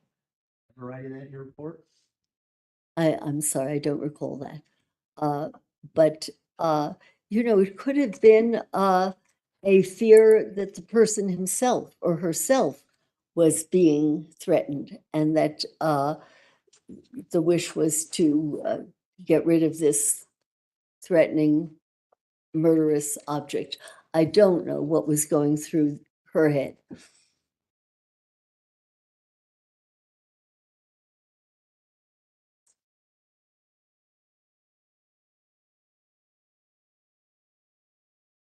What about the blunt force injuries to her Gannon's head, the 4 themselves? I'm sorry, I don't have a good understanding of the object or of that particular aspect of the injury. So Why does the object matter? I don't know. I would have to know. The point is, they decided to move from a knife and go to another object, continue on with the killing, correct? I'm not correct. I don't know what came first or what came second. And I'm not sure how when you're stabbing someone, you get around to hit them on the back of the head. It puzzled me, and I still don't know what was going on at the time or in the person's head. For all you know, the person could have felt threatened and felt that something was of danger to her. I don't know what was going through her head at the time. Well, there's an 11-year-old boy who has 18 stab wounds lying in his bed. Right. And then she takes an object and crushes his skull. Does that indicate that he's fighting back at that point? I'm sorry, I don't know enough about the. Did you look at the crime scene pictures? I looked particularly at the autopsy. I remember I'm not as clear of the crime scene pictures, except for the spatters of blood and this sort of thing. But I don't know what was going through her mind when this was happening. Was she defending herself? Was she attempting to kill him? The puzzle is all other data say that she loved him, and that he loved her. And loved him quite a bit, didn't she? The next thing she does is she gets another object, gun. The fact that she gets a gun, does that tell you she has the capacity to use it and reflection? Capacity to form the intent to kill? I don't know, sir. When I spoke with her, her memory was, I could see a gun in my hand, and I do not know what was going through her head, or why there was a gun, or why she shot this. It would be a leap for me to speculate on this. It is not clear that she simply wanted to kill this. This is a child she loved. As if we believe what other people said, she loved Gannon, so that And so I just want to make sure I'm I don't know understanding you. that she wished to kill him. I don't know that it was even he that she wished to kill. Clearly, she did kill him, but we don't know whether at the time she saw Gannon and she was trying to kill Gannon. We don't know. So her actions mean nothing to you with I regards think to, that's a leap. Her actions mean nothing to me. No. well, everything's a leap to you. I just want to know what that means to you. The fact that she used 3 separate instruments to kill Gannon. Did she have the ability to make decisions when she did that? And what I'm saying is, I can't be certain what was going on in her head because I pondered it and I thought, what on earth? How did she get this, whatever the blunt instrument was? When did it happen? And then when I think more than one person said that she loved this child, so that it certainly made me wonder whether she was misperceiving something there. And Well, then let's go forward then, because what does she do after she does all that? She drags his body to the storage room and stuffs it in a large green suitcase. She had the capacity to know right from wrong when she did that. it would certainly seem she knew that this was something that should not have happened. And does that corroborate the actual killing, that she had the capacity to form an intent to kill, the capacity to use judgment and reflection, the fact that she immediately stuffs his body in a suitcase? Again, I don't know for sure. What about cleaning up the crime scene? After she stuffs his body in a suitcase, she goes back to the room and cleans all the blood off the wall. Not all of it. Does she have the capacity to know right from wrong when she's cleaning Ann's bedroom? She certainly believes that other people will believe that she had done something horrendous or something terrible had happened. That's, I guess, as far as I can go right now. Now, she then goes back to the storage room and throws a bunch of boxes on a green suitcase in the storage room. You've seen pictures of that? Again, I've seen a lot, so that I don't recall those particular pictures. And then the police come about 10:09 that evening, January 27th, and they search the entire house. And her demeanor is calm, cool, and collected. And went to some friend's house, didn't come. Makes those statements with her demeanor like that. Is that evidence that she had the capacity to know right from wrong?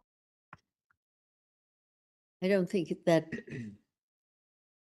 that's evidence that she knew right from wrong.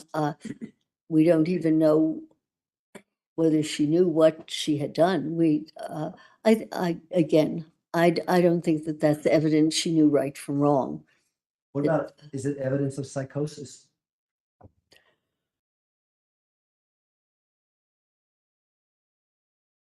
It certainly When someone's sounds out of psychotic- touch with reality.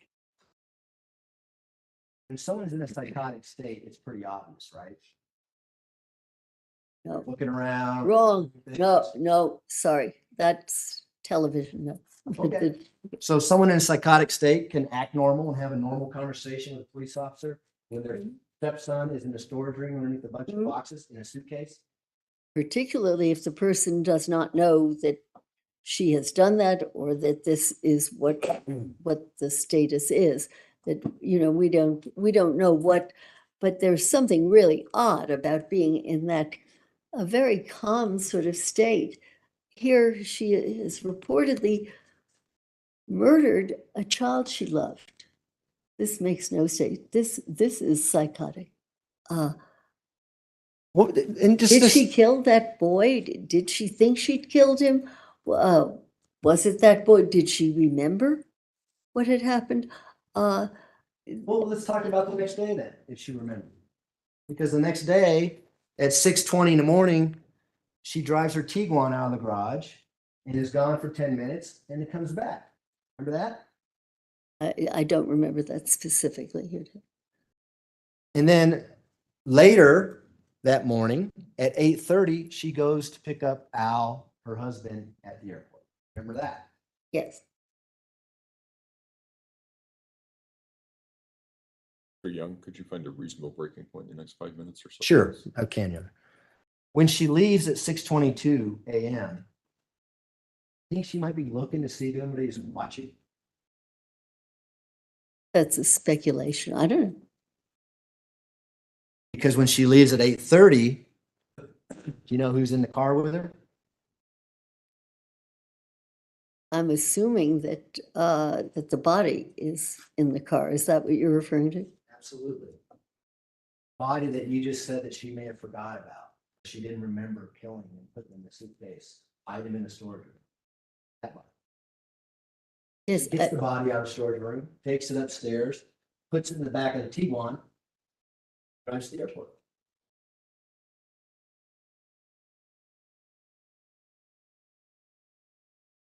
Sound familiar?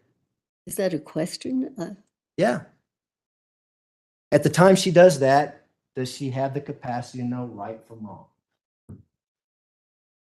I don't know, because it is approximately then when she thinks that, at least what she says to some people is, she thinks that she can bring this body back to life.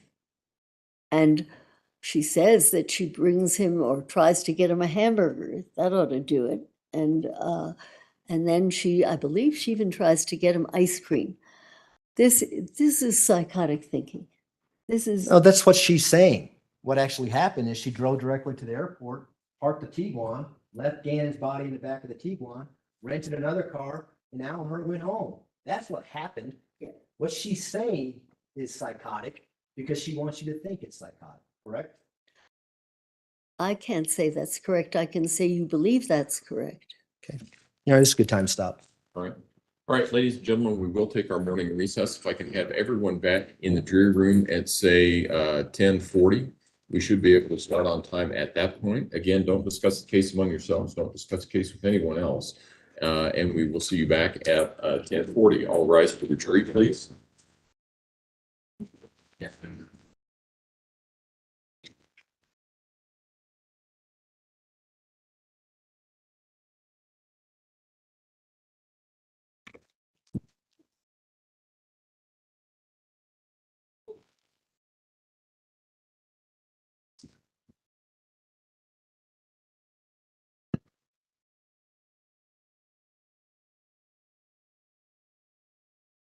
Thank you. May all be seated. Record should reflect the jury has left the courtroom.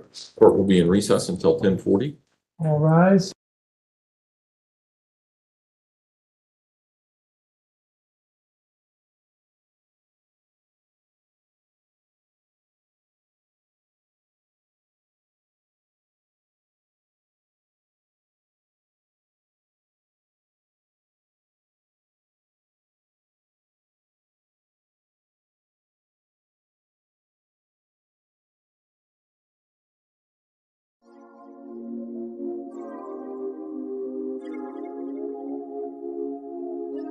Don't tell me about my world. Don't tell me about my world. I mean, you just want to have your little fling with like the guy from the other side of town. Then you're gonna go Well, that off to was Stanford. You're interesting. gonna marry some rich prick who your parents will I approve think of. the You defense, just sit around with the other trust fund babies and talk about how the you went defense slumming really somewhere. screwed their case that they're trying to get her off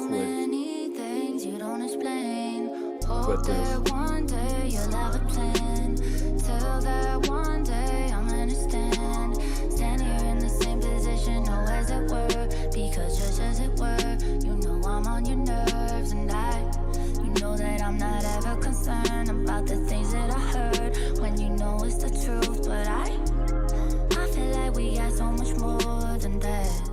I just wanna hear it, don't wanna ask. If you really feeling me, tell me how. Say 'cause you let rumors control you now. You want it, surrender the word.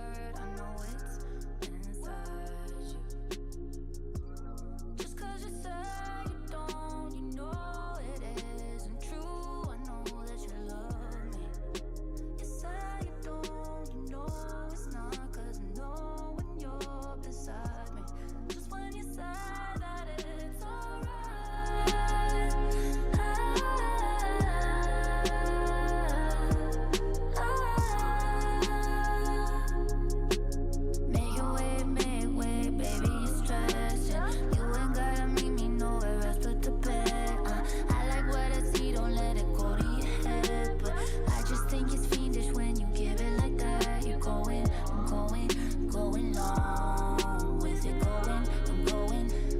strong with it blowing, blowing loud.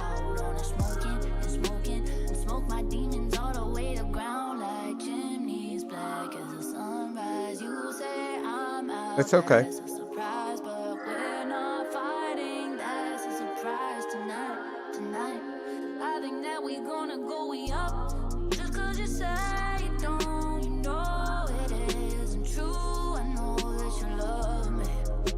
You say you don't, you know it's not. Cause I know when you're beside me. Just when you say that it's alright.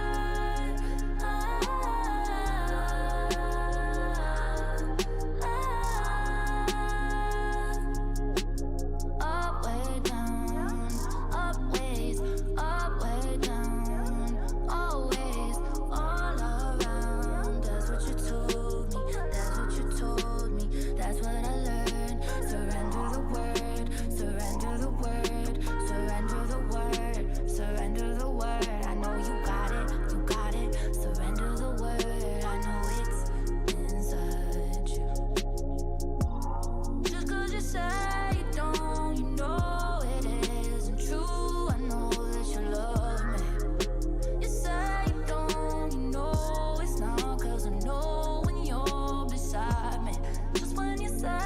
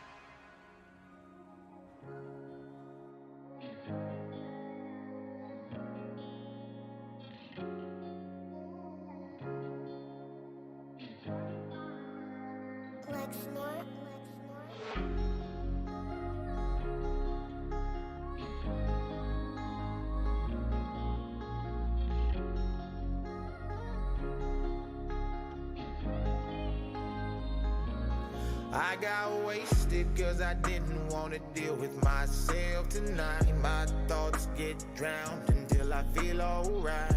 I keep drinking till I'm someone I don't recognize. I got wasted cause I didn't want to deal with myself tonight. My thoughts get drowned until I feel alright. I keep drinking till I'm someone I don't recognize. I got wasted. Repeat the cycle every day, I gotta start with a drink. My life been getting sorta crazy and I don't wanna think. I look myself right in the mirror and I don't even blink. Then I get angry, take the rest and pour it right in the sink. I know where this road goes. Alcohol ain't my friend, but I keep drinking cause these demons roaming. Follow me around everywhere I go. It clouds my mind and soul. It turns my heart cold. But I keep drinking cause it makes me feel like I'm not alone. I'm having problems, my pride won't let me reach out. Looking at this bottle, having nothing but doubt. Don't wanna drink, but it keeps coming around and around and around. I got wasted cause I didn't wanna deal with myself tonight. My thoughts get drowned until I feel alright. I keep drinking till I'm someone I don't recognize. I got wasted cause I didn't want to deal with myself tonight. My thoughts get drowned until I feel alright. I keep drinking till I'm someone I don't recognize. I got wasted. I know I need to quit. I gotta do better. Example to these kids, cause they watching when I'm there. But I'm scared, cause I've been chasing the man that I am when I start to drink. He's cocky, confident, and he don't give a damn what you think. This world is beating me down and it's pushed me right to the brink. I take a shot every time because man, it helps me escape. I'm taking care of these people, but no one takes care of me. I wanna talk to somebody, but I feel no one relates. I need better now. I think I've lost my way. I'm having battles with faith. It's painted right on my face. I hope better times are coming. No chase, but I'm still running. I gotta take control, and I won't stop for nothing. Dear God, this is my test. Promise that I do my best. Just help me with this pain I feel and pressure that is on my chest. I got wasted cause I didn't want to deal with myself tonight. My thoughts get drowned until I feel alright. I keep drinking till I'm someone I don't recognize. I got wasted cause I didn't want to deal with myself tonight. My thoughts get drowned until I feel alright. I keep drinking till I'm someone I don't recognize. I got wasted.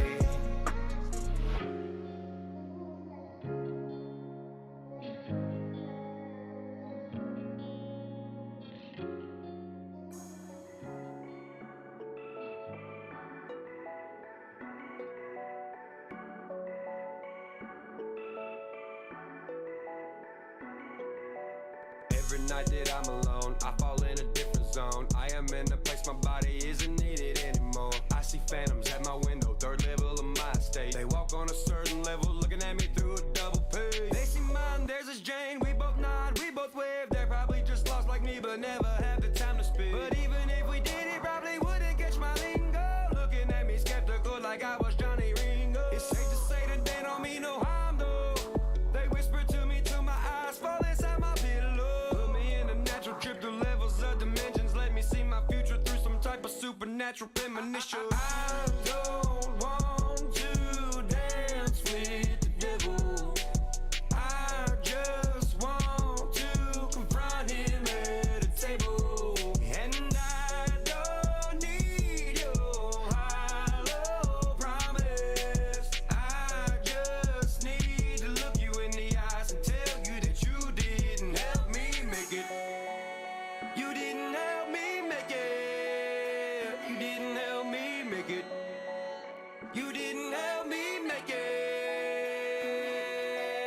devil. He wears a smile full of fake happiness and promises. He says it calls for city lights, glimpses of gold and accomplishments. But I've been reading documents and say your words are counterfeit. Get a lesson in myself with no reason to be announcing it. Times have changed. I've stepped away from the deception of the man that's looking over Broadway. I know the power of myself, so I'm taking full percentage. While they sleeping on me, I'm sleeping in these white linens. When the stage lights all go out, I'll be okay. Stay high all day in the shade. My mind went up, it didn't come down. It flows all alone in the green And I don't want to dance with the devil.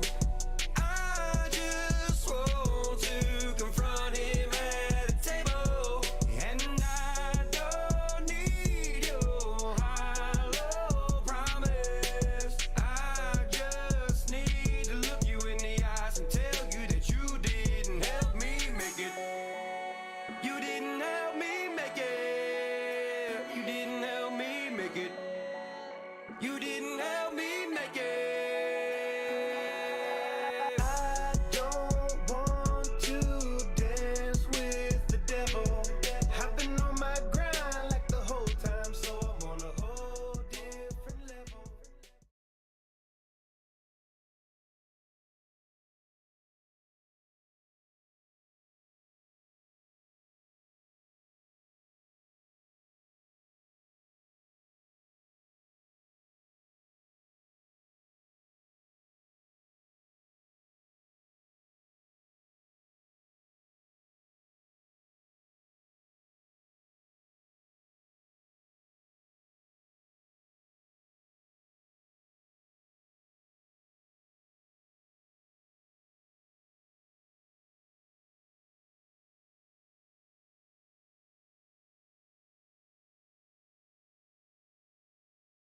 It did say 1040, right?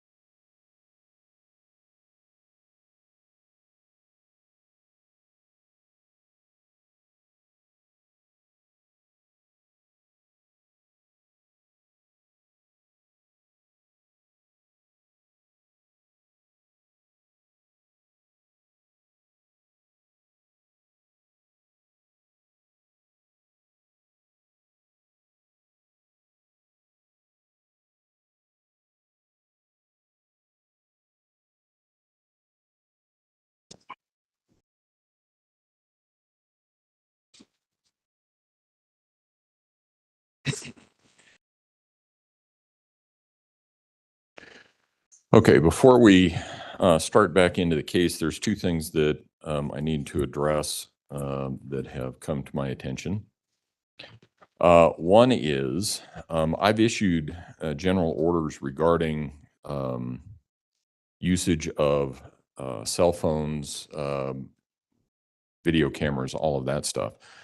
What we have provided for the general public is that they can capture what is being broadcast as a webinar. They can rebroadcast that, and that's fine.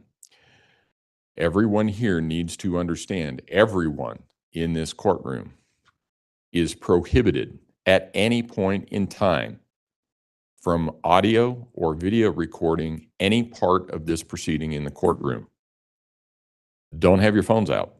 There's not a reason for it. There are press that are here that may be part of pool press. They may be part of some other commercial entity for press, and that's fine. But even they are not recording any part of this proceeding. If that happens, it could be, number one, your phone gets confiscated.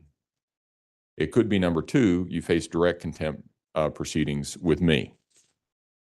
Don't do it. Second issue is, I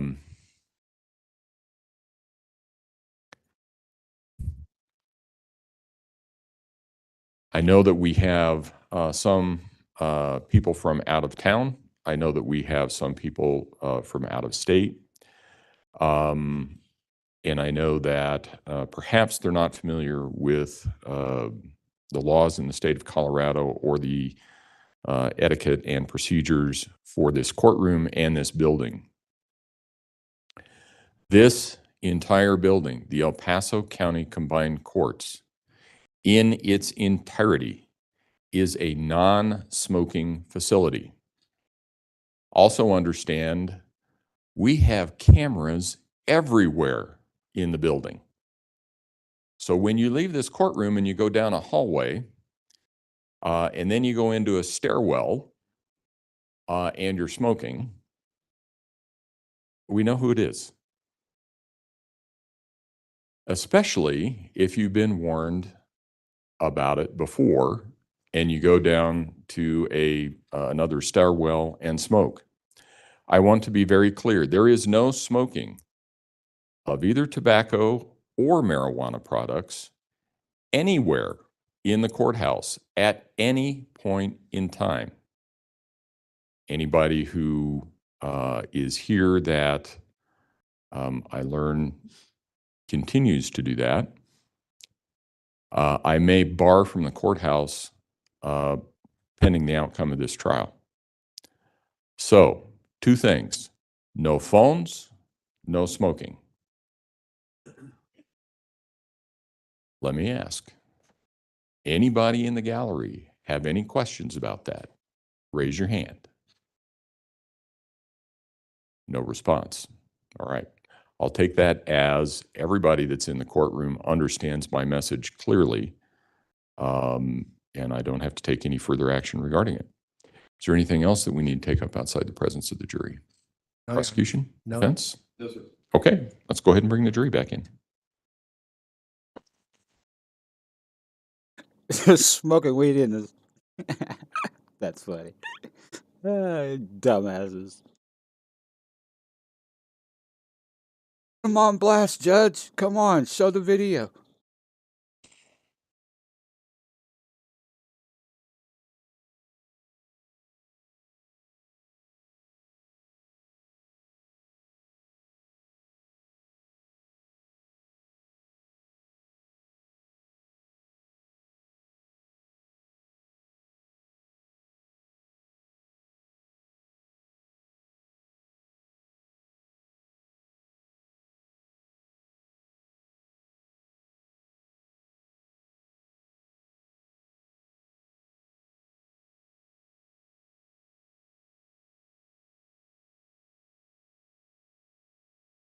All rise for the jury, please.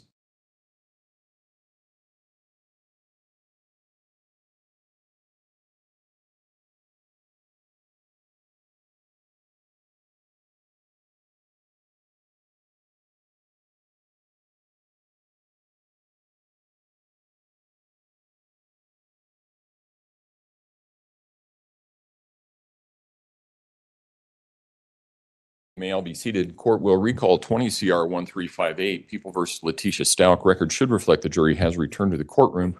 When we took our break, we were in the midst of cross-examination. That's where we will resume. Thanks, Judge. Dr. Lewis, we left off with the Tiguan being at the airport. You recall that this morning? Now, the fact that she moves the body from the storage room to the Tiguan and then to the airport, is that an indication that she has the capacity to know right from wrong? I don't feel qualified to say, to conclude that she certainly had the capacity to move it from one place to another for one reason or another. And certainly it would seem to be for keeping it a secret of some sort. Whether or not she thought this was right or wrong, I just can't speculate. Well, she knew that Al was coming home because she was picking him up. Correct? As far as I know, yes. And she knew that she had to move the body before Al got home, correct?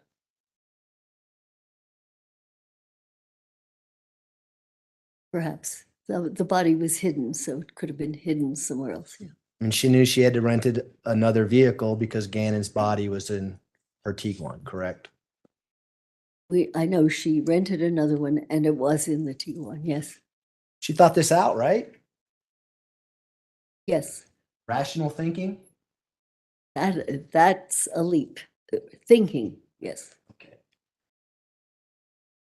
Is she psychotic when she's making these decisions to rent a car and leave the body in the T1 at the airport?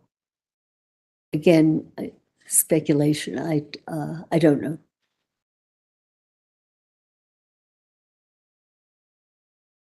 Facts isn't speculation. We're now into January 28th, 2020. Al and her go home in the rental car, the Kia. Do you remember reading about that? Yes. And then about 4 p.m. that day, she leaves in the rental car and goes back to the airport. Do you remember seeing that? Reading about it, perhaps, yeah. Is it inconceivable that she's going back to check on the Tiguan to make sure no one's disturbed it? Any speculation is possible. Is that rational thinking under the circumstances? Don't know. If the body's in your car, you want to make sure no one's messed with it? Body's in your car, you might want to avoid going anywhere near that car so that you're not involved with it. So that I think it would be speculating to say this is why or that's why. We don't know why. That's fair. But we do know that she goes back to the airport once again on the 28th at 7 p.m. Correct? You remember that? I believe you. I'm sorry, I don't remember the numbers or the times, but certainly seems likely. She leaves the white rental car, the Kia, in short-term parking, keeps the keys to that car, and leaves the airport in the Tiguan. Is that rational thought processes under the circumstances? I have no idea why she's doing that. I can't say it's rational, irrational. She did it. It would be speculation without finding out more. Well, is it evidence that she had the capacity to know right from wrong, collecting Gannon's body that way? No.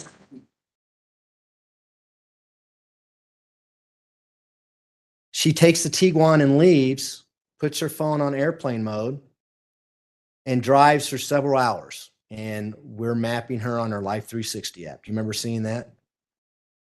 No, I recall becoming aware of it in one way or another, seeing or reading about it. Go ahead. And as she's doing this, she's texting her daughter, Harley, don't open the door. Don't talk to the police. That kind of thing. Is that evidence that she has the capacity to know right from wrong? Again, it suggests that she has the capacity to know that that she could be in great trouble if this were not hidden. Knowing right from wrong is such an abstract.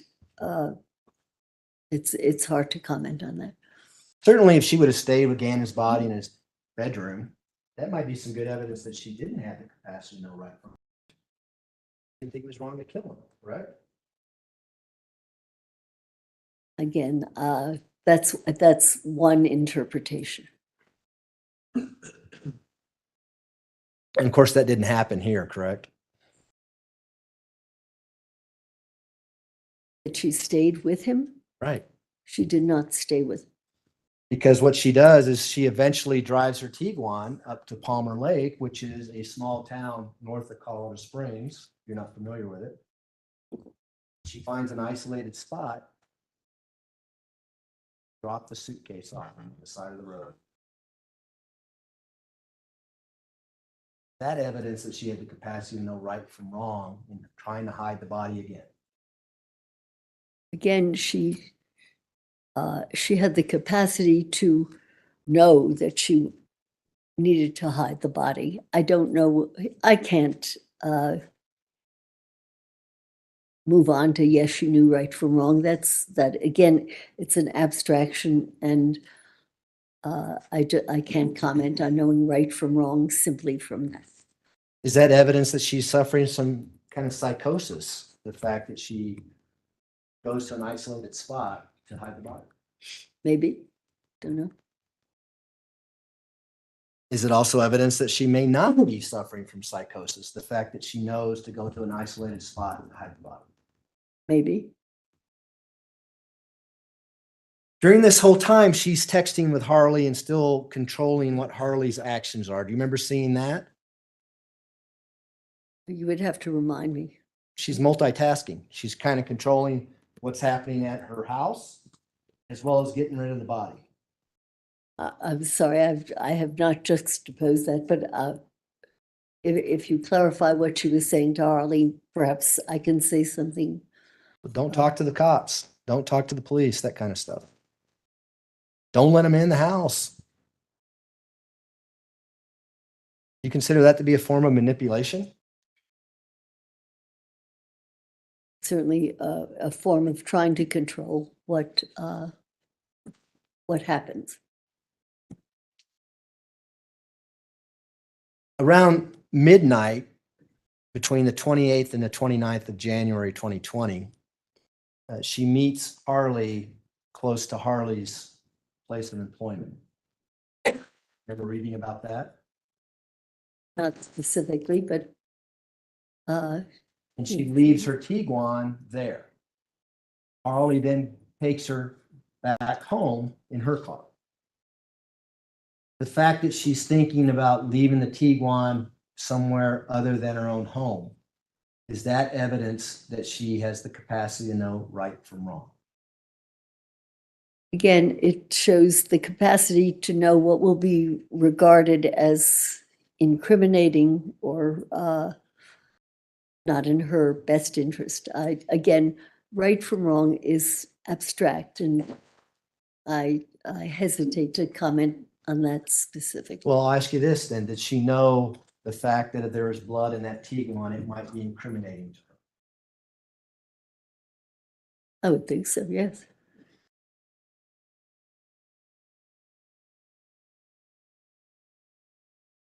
The next morning, her daughter Harley gives her a ride back to the airport, where she takes the keys that she still has for the rental car, the Kia, that she left in the short-term parking the day before. And she tosses the keys to an Avis representative out on the sidewalk at the airport. That evidence that she has the capacity to hide the fact that she is no longer in that rental car and was in the Tiguan the night. I don't know.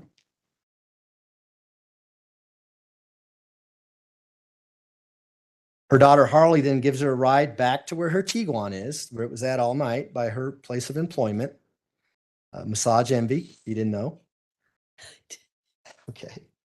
And she then is talking to detectives at the El Paso County Sheriff's Office saying, I'm on my way. I want to come down and interview with you. Remember that evidence? Again, I've probably read it, but I don't specifically remember that, but I'll certainly believe you. And she drives the Tiguan to the sheriff's office, which is right across the street from the courthouse. And on her way, she stops and washes the Tiguan. Ever reading about that? Not specifically, but again, certainly I could have it. I just don't remember specific. At that point, does she have the capacity to destroy incriminating evidence by washing the Tiguan? Yes. When she gets to the sheriff's office, she's interviewed. And this is what the story that you alluded to yesterday about Eduardo and the rape happening. You remember that story? That I remember. Jury probably remembers it too. We're not going to get into the whole interview, but I do want to talk about a couple things that she says in that interview, okay?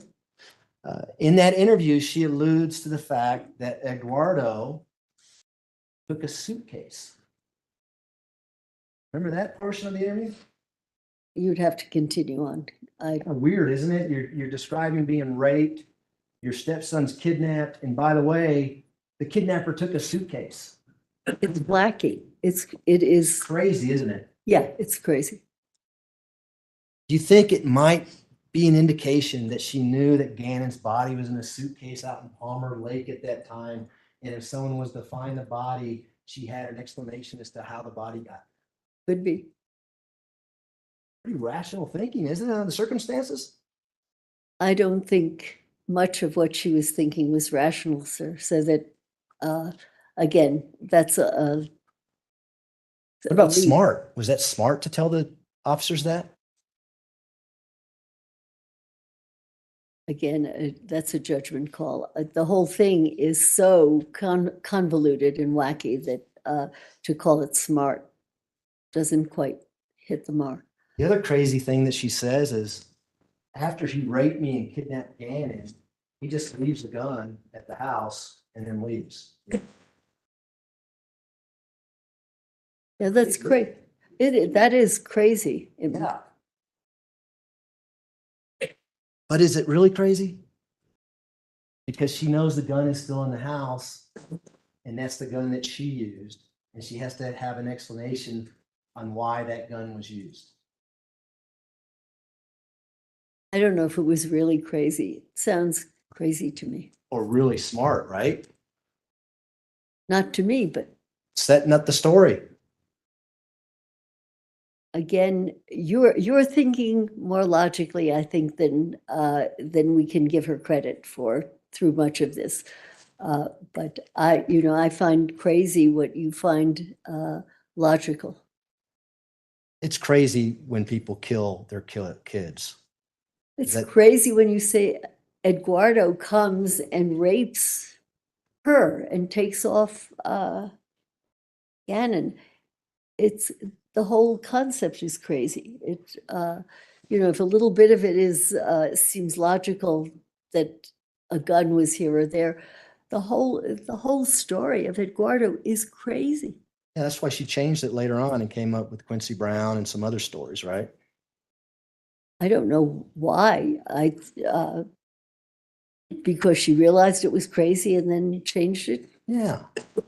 Less crazy? People who are pathological liars, when they lie, they tend to have small crumbles of the truth in it, and they have no problem changing that lie to something else. Isn't that true?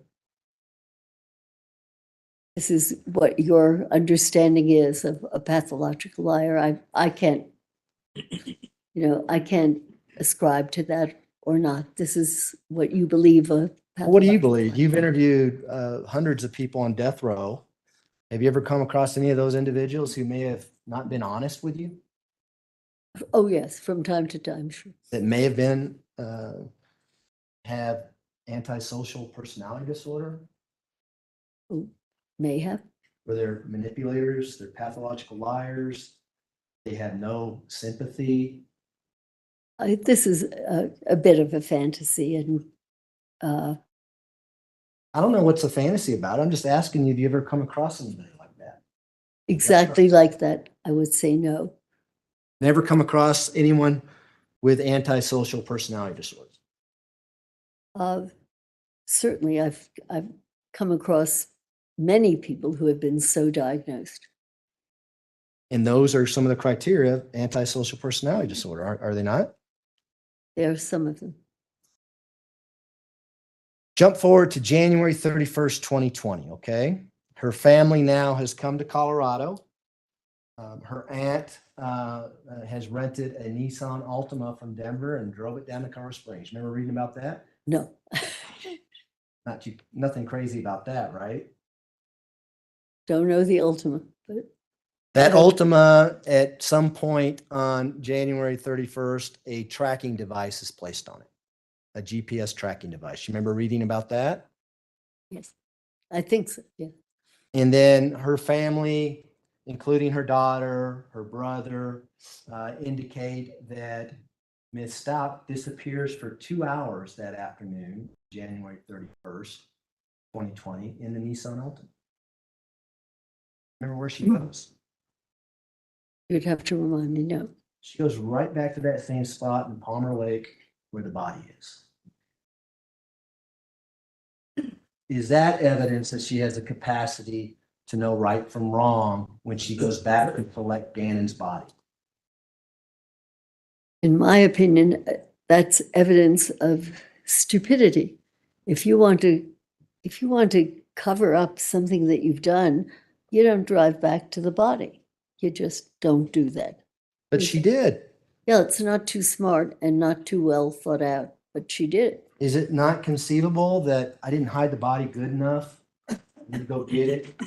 I'm driving to Florida, be better off in the Gulf of Mexico than where it was at. Is that inconceivable? You've just conceived it so that clearly you've thought about it. I don't think it's the smartest thing to do or the best way to hide your implication in a death, to drive back to where the body has been placed. Not smart. Probably a panicky thing to do, right? Criminals aren't the smartest Not people. necessarily panicky, not smart. And we know what happens after that, right? She rents a van, and her and Harley take Gannon's body in the back of that van and drive to Pensacola, Florida. Surely you know about that. This is when she drives with her Right. daughter. That's something you remember from reading in the police reports? From perhaps numerous sources.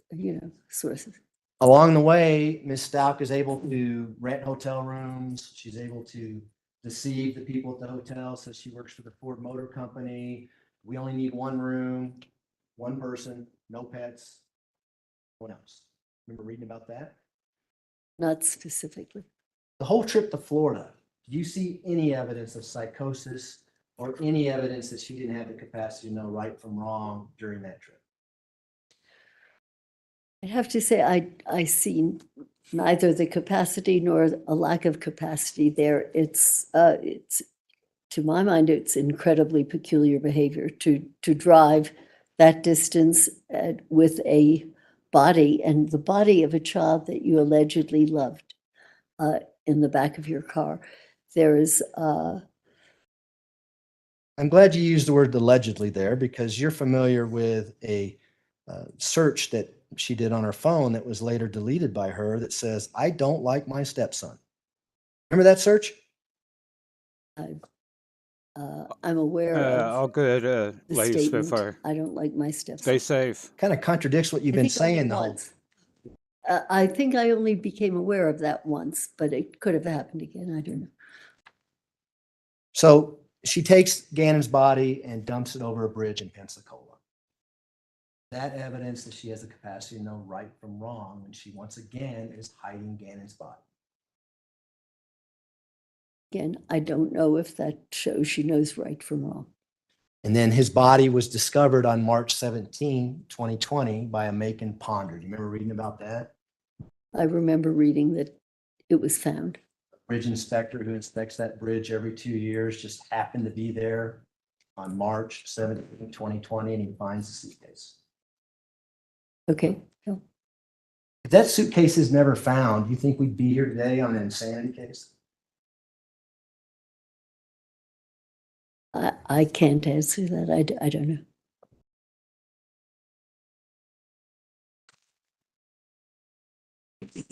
I want to talk about the interview that you had with her, the forensic interview that took place over a period of 3 days in November. Okay, I'm going to play some clips of those interviews with you. But before I do that, going into this interview, do you have any concerns that Ms. Stauch may not be truthful with you during the interview? Of course. Skepticism, right? That we talked about yesterday? Of course. And so with that, Your Honor, and some of these clips are shorter than others. I know you may be more comfortable sitting there, but if you want to get in your wheelchair and go somewhere else, we can do that. Wherever I could see it more clearly, because I have not seen it as clearly or heard it as clearly as I would like. If there's a better spot, that would be There's a good. TV right behind you, and then the other TV's here, so you can work out whatever you want to do, Doctor. I mean, Let me figure it out. you tell me, and then we'll start when you're ready.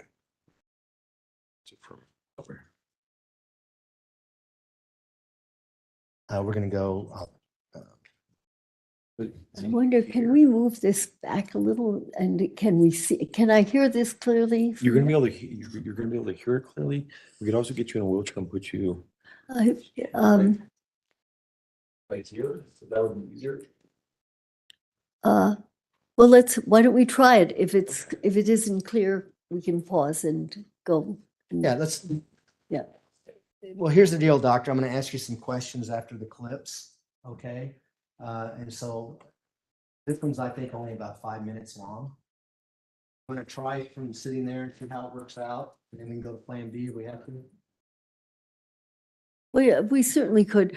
What I would like to do is grab a pad or something so that if something strikes me that I see, I can jot it down and recall it. No problem. And I can Do just. we have a wait, pad or Mr. something? Delaney, Yeah. While you're, when you come back, it's okay. When you come back, if you hit both of the green buttons so the perimeter lights are out, it may help her see a little bit better. Okay.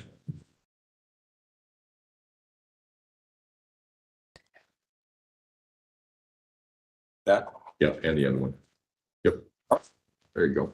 And so for the record, we're going to start with People's Exhibit 729, which is an interview that took place on November 15th, 2022 in the morning time. And before we hit play, Doctor, we have a freeze frame here of the video.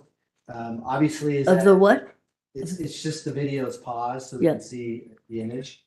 Do you see Miss Stauch there in the center of the video? Yes. Who are the other two people behind her? I see Caitlin and I see the foot. I assume it is of Josh. Is that, I'm not sure. Is it? Mr. Tolini? Yes. Now, are you seated where Miss Stauch is looking right now? I think that you can see, I'm not positive. I think those are probably my papers. And so I would have been seated across from her, looking at her and where they could have been in my peripheral vision. So we're going to start the video at 11 minutes and 5 seconds, and we're going to stop it at 15 minutes and 41 seconds. Can I try to fix this seat so that I can see what's going on? It doesn't move. You'd have to adjust your. I'm just trying to turn it. Oh, okay.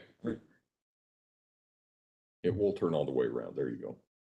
Okay, we're going to hit play then. What you call your doing? Well, I don't necessarily call them names, but like I'll like to say when you talk to like what do you call them? So I can call them the same. No, I mean for example, Mr. Delaney or I call Josh. You call Josh. Yeah. Do all of you? Yeah. Yeah. Yeah. We're sometimes like Maria call them Bendigo.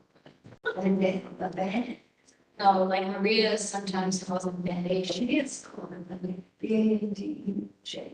Like that would be like it's like Spanish for asshole, but that's all she gets mad at. Bendigo is asshole. Yeah. Really? Well, he's not really an asshole, but yeah, as far as no, it's I don't know Spanish, well, she does something, no, she was smart. Well, only, yeah, the basic, but if you follow her, she knows Spanish. Who knows? Maria does. Maria knows Spanish, yeah. That's in any other language? No. I know that my friend said she's taught Russian to her. But, Brandon is sitting for her.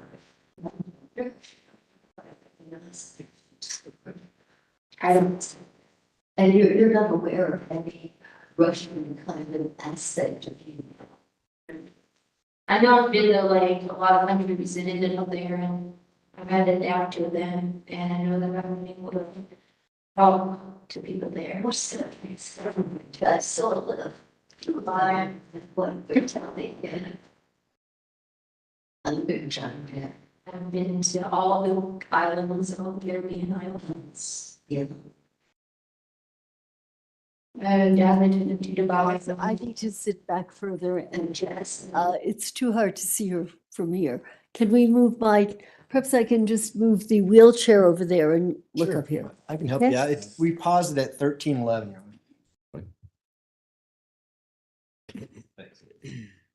Let's see what, See what we can do here. yeah.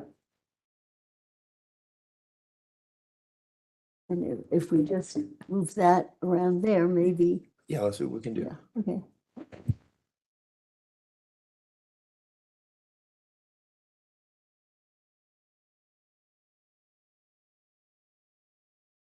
You want to sit back? Let me see if I can see and hear, this looks a whole lot better. That looks better. Yeah, let's see. Okay.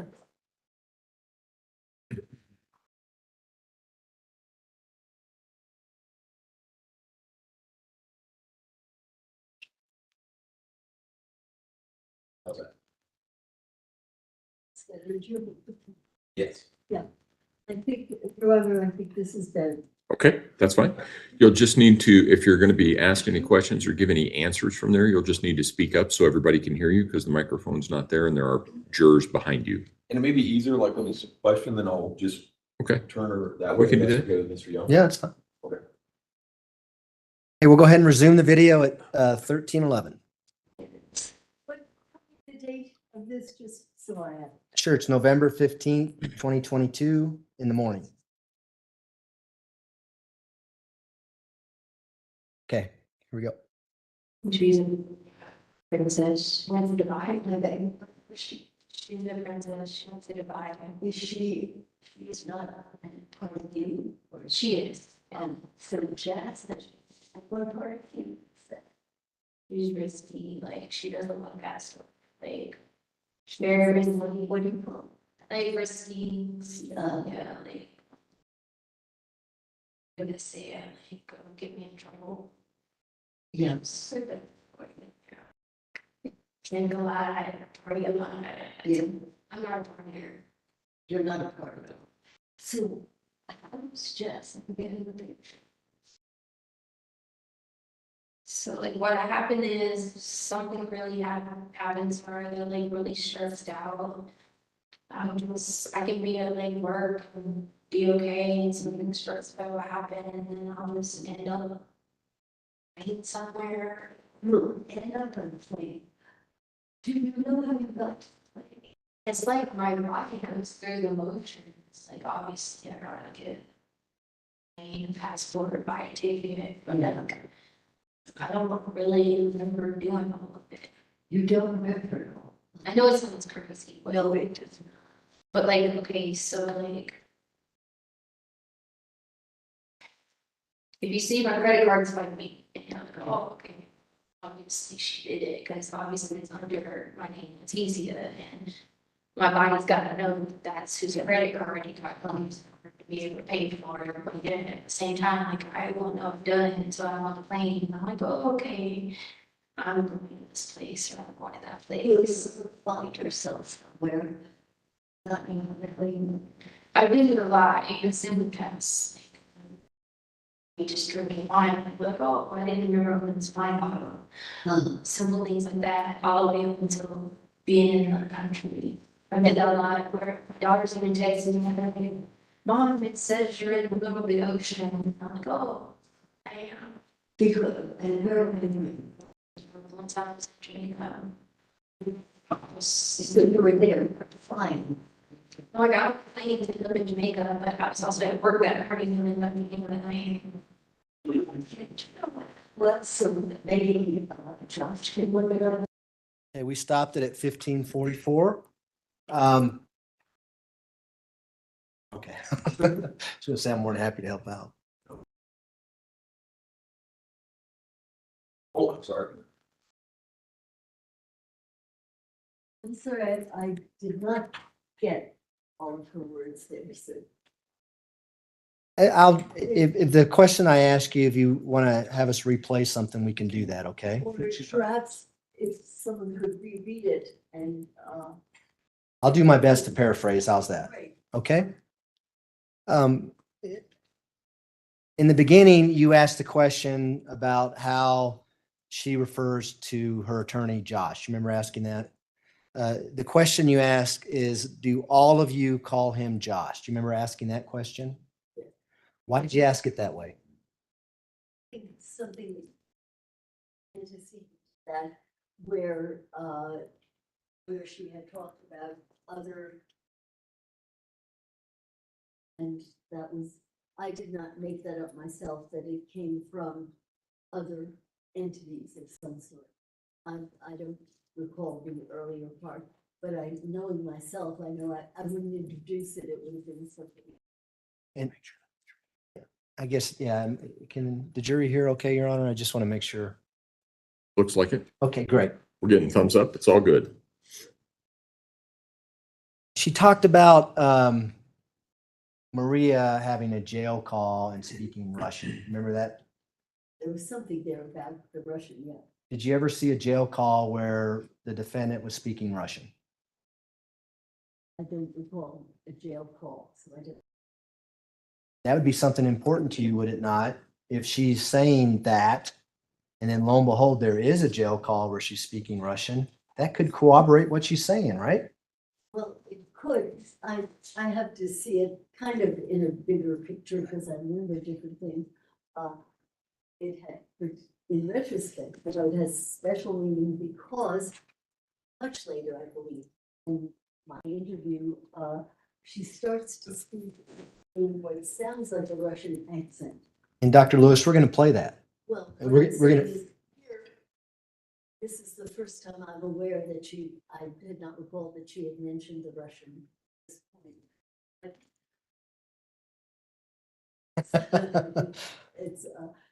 It's some kind of entity that sounds like.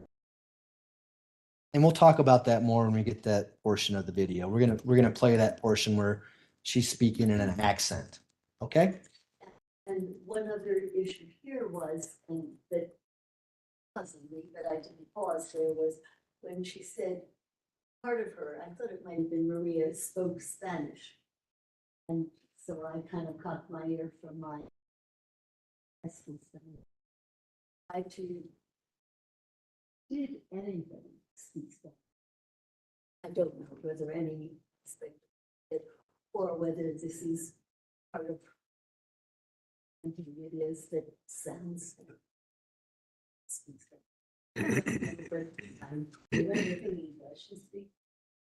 And there's nothing in the record whatsoever, including the records that were given to you by defense, that indicates the defendant has ever spoken to anyone in Spanish. As far as I could determine, but I sure wanted to know.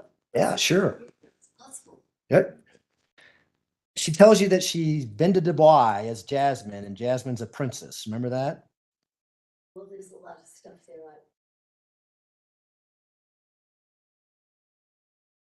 If she had in fact been to Dubai, that'd be something pretty easy to corroborate, right?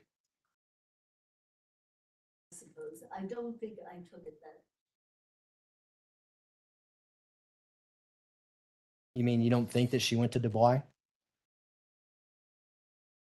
Are you saying Dubai, really? Yeah.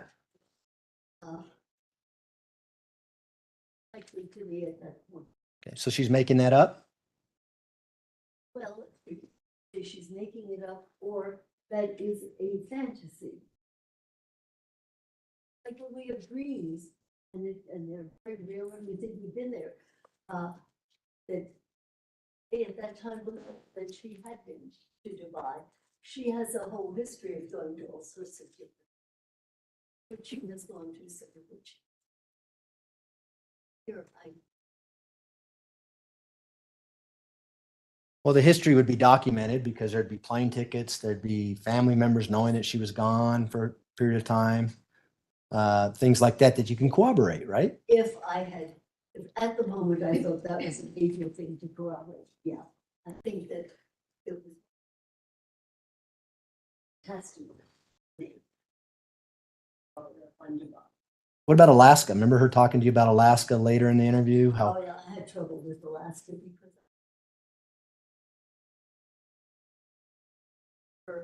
you know what? went there, and I think she had gone there. I meant to say Australia. I'm sorry. I think You had the same thing I did. we're having the same problem. She never said she went to Alaska. She said Australia, right? She did say Alaska. Oh, she did? Sir, she said, Okay. not only that, your head is spinning when you some of the stuff. But later on, I'm pretty sure that she had a husband who was stationed in Alaska. So I was a real sucker. And that she Alaska, and I believe it.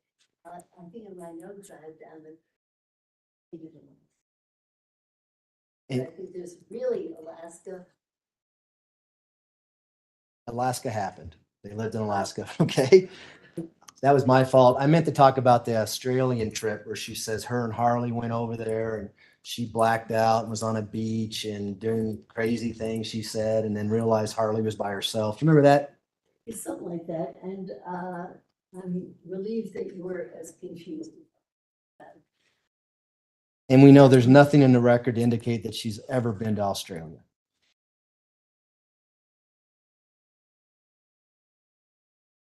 She also tells you in this clip that she changes personas when she's stressed out. Remember that? Yeah. Is that consistent with dissociative identity disorder? Yes. A triggering event? Yes. Okay. We're going to play the next clip now, okay? We're going to go to, just have a second. We're now going to jump to People's Exhibit 731, which is your interview. What's the date of this? Would be on November 16th, 2022 in the morning. We're going to start this clip at 1 hour, 31 minutes and 50 seconds, and we're going to stop it at 1 hour, 47 and 22 seconds.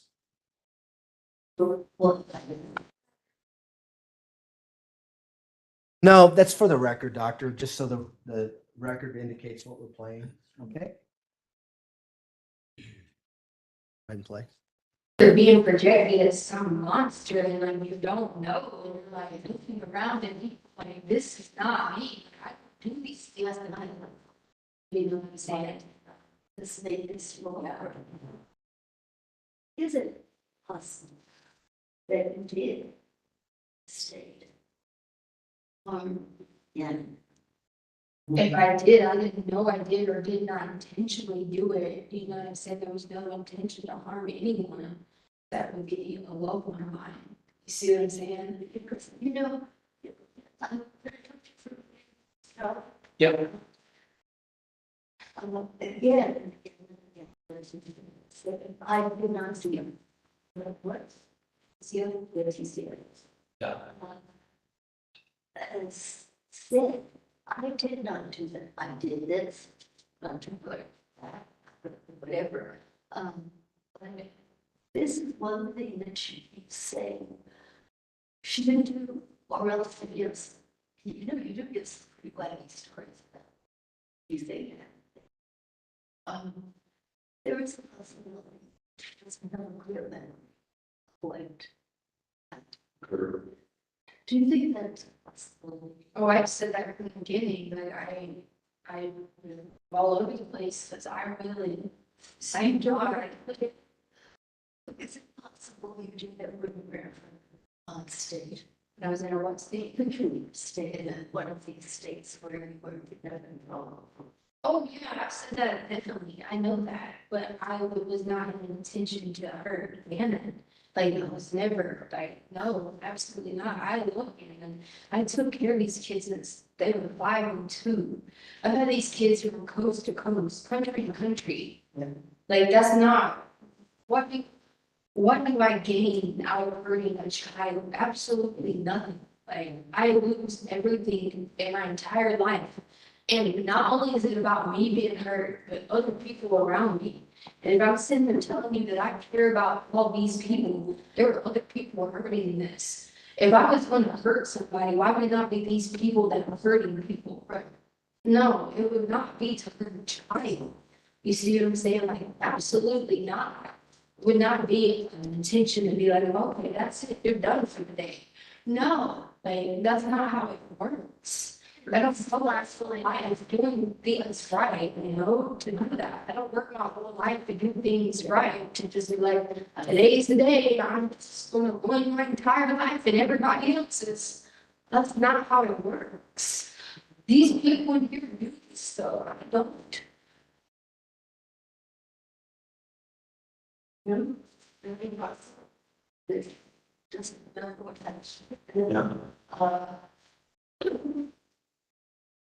mean, you don't take somebody out to go shopping, do this, do that. You don't go buy somebody Valentine's candy to knock them off the planet.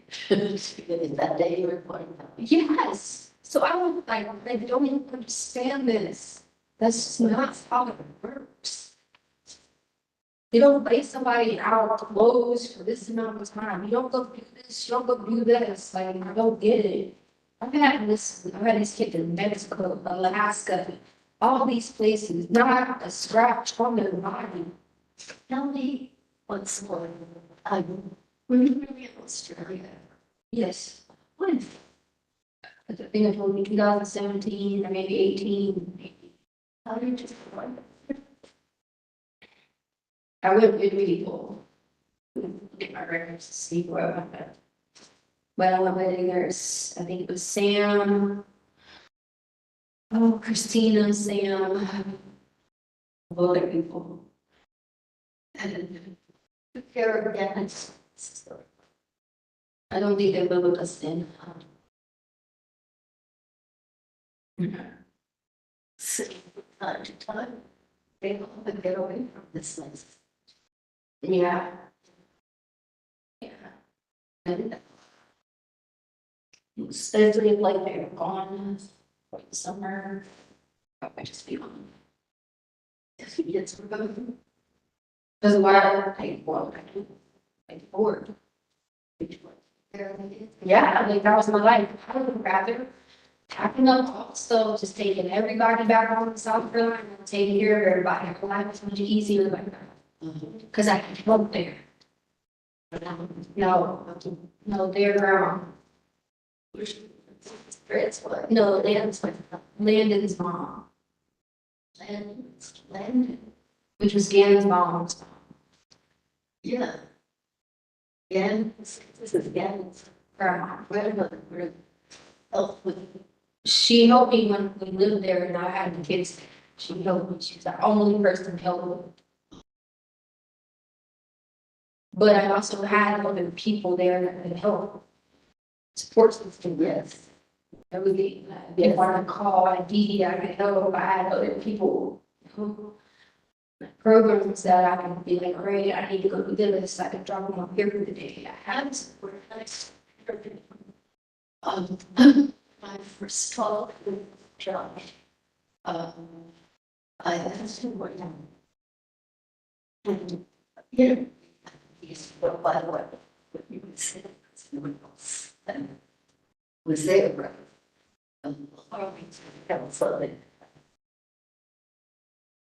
And he said that he let him list, gave him a list of 12 explanations that he gave for what happened when because then I'll have a flashback or something, but I don't know if that flashback is a cool flashback or not. Yeah. And I'll have a nightmare about something, so I don't know if the nightmare was a nightmare, but the nightmare becomes real. So then I'll evoke things that's really going on for hours and hours and hours and hours.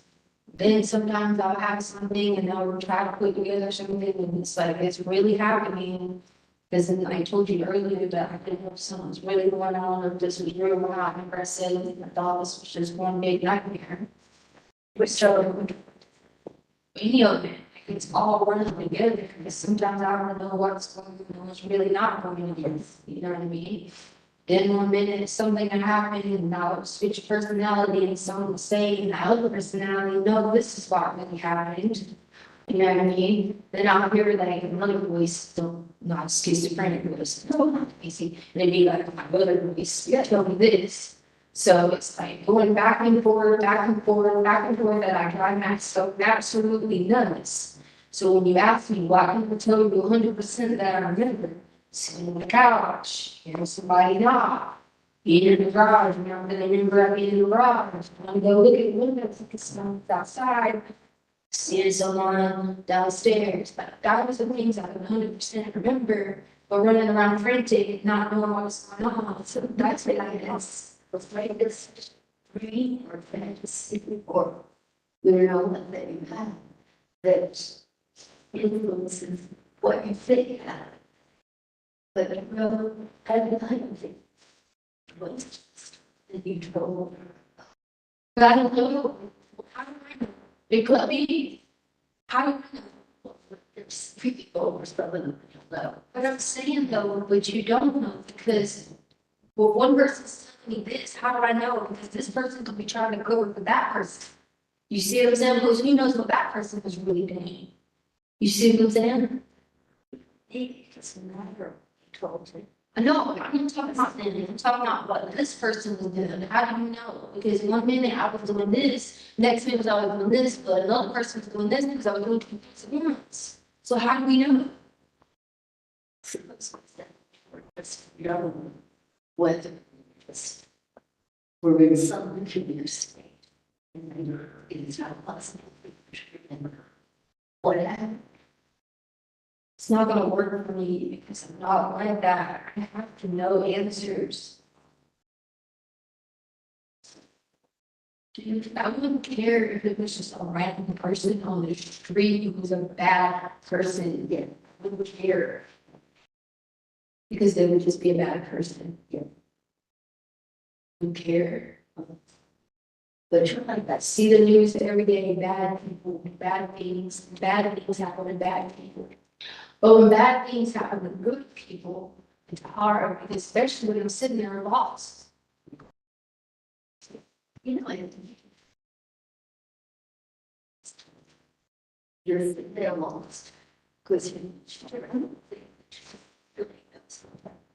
are probably little things that you should remember what happened to get rid of.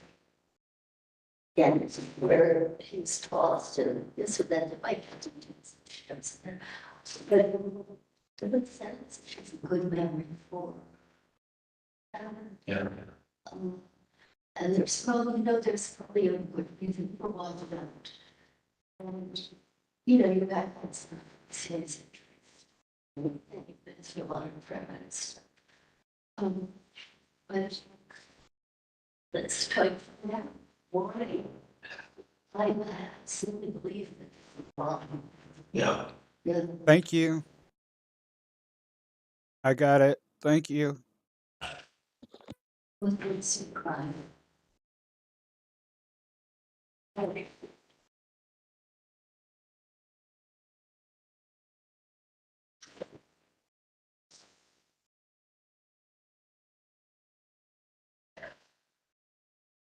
Because I wish I would have just lived and he asked me just a kid. I've noticed when she's nervous, she rubs her face. But it was beginning. Dad wanted me to leave at night until hour. God, I should have just did it. Isn't that a really good idea? No, but at least we've been safe. At least we've been on the East Coast safe. Everybody safe. He wanted to go with me. He knew I was leaving. He wanted to go with me. He did. He said, "You're going back. Mommy and Mom, I could stay with you and stay with Mommy and Mom." It was fine. his mommy, his nana, his poppy, and whatever. The East Coast, yeah, to the East Coast. Is that with your mom? No, his mommy. What? No. His family. Yeah, his family lived there. So we had. Yeah, his mom. They were away. Yeah, he knew I was leaving to go back home to the East Coast. He was like, just take me to June. I said, son, it cannot. It's kidnapping. Your dad would have me hand over kidnapping because even though I'm your primary caregiver, I can't just take you. And if I would have just did that, everybody would just be fine. So I said, what? So what? I don't know. You gotta add that to the mix. Add that added on to me. Trying to figure out. I was trying to leave. But yeah, I have to make sure that they were safe. Because if I didn't want to leave them safe, you don't realize that the kids, Layla and Cannon, if I would have left them, they would not have been taken care of. Yes, money. Money's not everything. They would have had what they needed financially. They would not have anybody to take care of their academics. They would not have anybody to take care of their school stuff like, oh, it's just a day at school. Oh, it's this. They wouldn't have had that. Without me, they had none of that. So they would have lost all those things. They would have just been thrown in babysitters. Who would have babysitted them? Did you ever cross your mind that maybe Dad was there? No, absolutely not. This was my plan. I could not just take them to South Carolina and drop them off with my mother. She's a drug addict.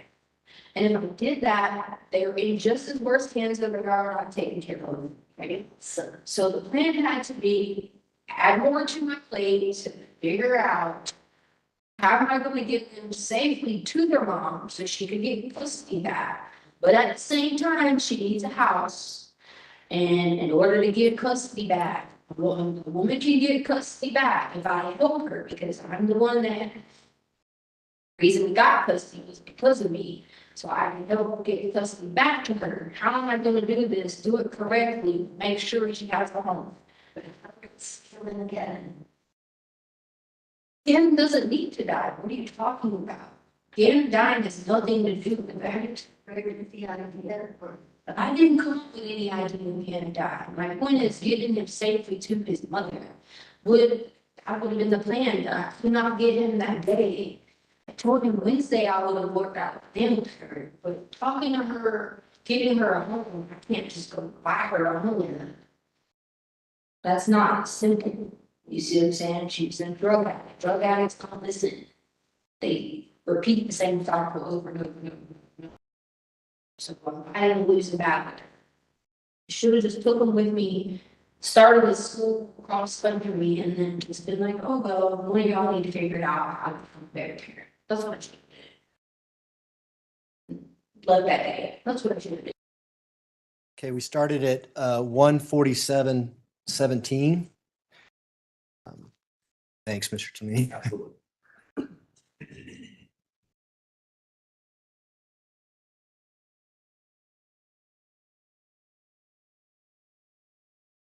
That's right. So I'm going to ask you a few questions about this clip we just saw. And I want to kind of start where we left off, where she's talking about kidnapping and Gannon wanting to go to South Carolina. You remember that? I found the entire thing incredibly confusing. She had to take care of Gannon and she had to forget. At that point, I was kind of, what in hell is going on here? Okay, and Dr. Lewis, Mr. Toomey is going to ask you some questions when I'm done.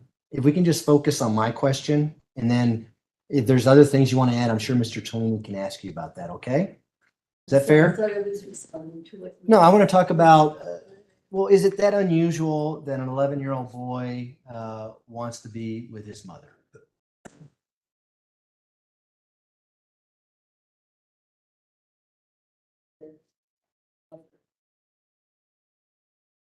And you think that might have an impact on his stepmother, Miss Stauch? The fact that Gannon wanted to be with his real mom? I don't think that this demonstrated that.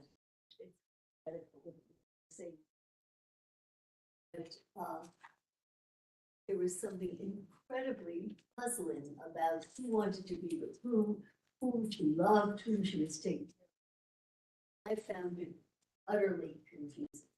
Do you think that might be a stressor that Miss Stauch talks about? The fact that an 11-year-old boy says, I want my mother, not you. I don't think that this is what heard there. Okay. Well, I don't think we heard that. It's a possibility in another story, in another world. well, let me just ask you, do you think that's a stressor? The fact that an 11-year-old boy tells his stepmother that I want to be with my mother, not you. It may or may not, depending on a relationship, depending on mother, depending on so many factors. It's just speculation. And do you remember in the clip her saying that I couldn't leave them by themselves. I was the only one taking care of them, or words to that effect. Yeah, absolutely. And you know that she had been searching on her phone about moving to Florida by herself, looking for one-bedroom apartments and looking for another man, that kind of stuff. That was well before Gannon was killed, right? I don't. Several times during the interview, you look to your right and appear to be talking to Mr. Cellini about this is evidence that she may not remember anything, things like that. I was trying to figure out from what do you make of this? Is it possible she doesn't remember this? I'm trying to see if he understood better what was going on there. Well, and Miss Stauch could hear everything you're saying, right? I beg your pardon. Miss Stauch could hear everything you're saying, just like we could. Absolutely. It was, And she had already been evaluated by the state hospital and found to be legally sane, right? they had said that she was And she already went through this process where she talked to two psychologists explaining what happened and things like that. And now she's talking to you after that. And you think it's okay to say she may not have memory recall of what happened in front of her. Yes, it was kind of an open question to Mr. Cellini, and also really it was open to her also. You remember what was going on. In my mind, it was incredibly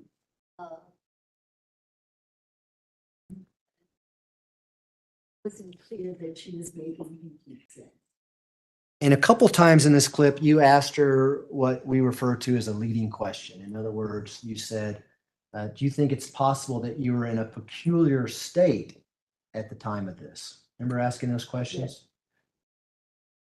I think it's dangerous to plant those types of words into a defendant's mind when you're doing a forensic interview? Well, I think that if this has not come up previously and it has not been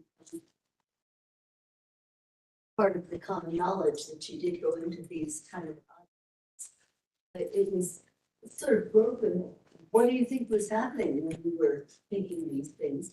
It did not make sense. And what was making things so confusing? Okay. And was evidence, questions, other data that she did seem to go. This was the rush.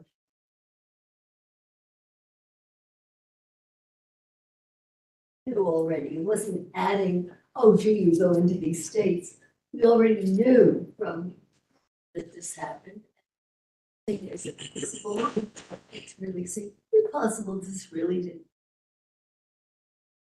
Well, but she's never heard it from a doctor who's doing an evaluation for her insanity, that the doctor thinks that she was in a peculiar state. That has an impact on someone, doesn't it? I believe that I was collecting what we already knew from previous Okay. discussions, and that I was not introducing a new idea, but that this was an established occurrence, and that, you know, possible that this, or you are in a fun. I didn't know. Okay. Your Honor, the next clip is about 7 minutes long. We can play that or whatever the court wants to do as far as lunch goes. I assume you're gonna have some follow-up. for Probably. that clip. It's probably better to play the clip nearer in time to when the follow-up is as opposed to. I would appreciate that. Okay. All right, ladies and gentlemen, we will take our lunch break. I have everyone back in the jury room at 1:20. We should be able to start on time at that point. And don't discuss the case among yourselves. Don't discuss the case with anyone else. And with that, I'll rise for the jury, please.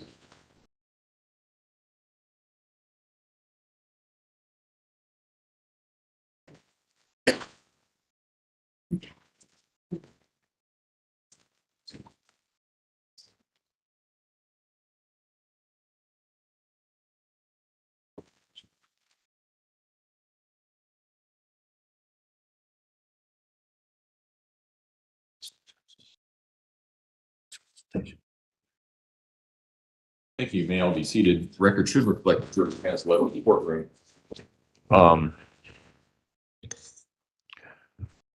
So, Dr. Lewis, what can we do to make sure that you're here and ready to go at 1:20? What do you need?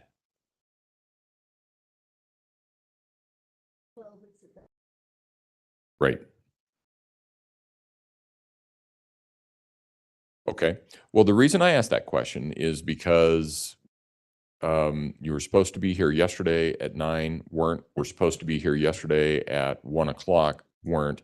We're supposed to be here this morning at 9 o'clock and weren't. So we need to start. We need to have everybody, whatever it is that needs to be done in such a fashion so that we're here ready to start at 1:20. Is there anything that I can do to help make sure that that happens? I will make an effort to. Okay. The attorneys, Your Honor, I did call last night at 4. I understand that. Take it. Okay.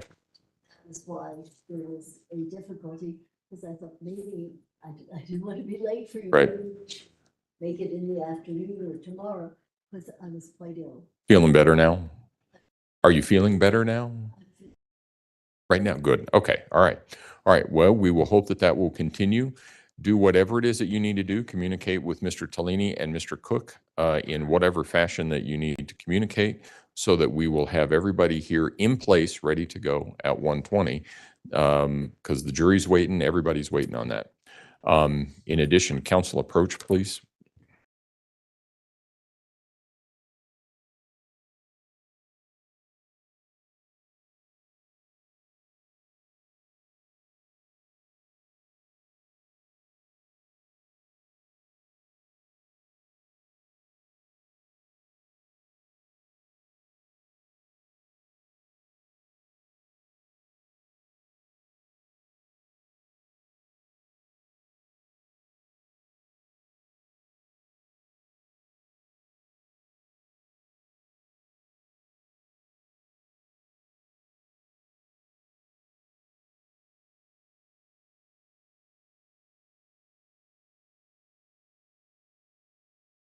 Court will be in recess until 1:20 then. All rise.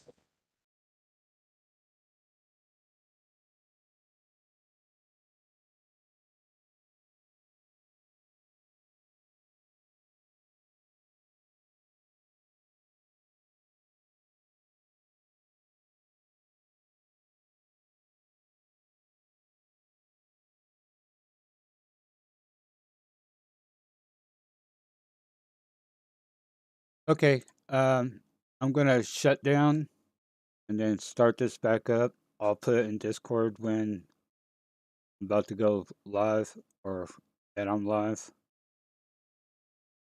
It'll be as it looks, it'll probably be 3:20 my time. So about 3 o'clock is when I'll go live. It's 11:54 now.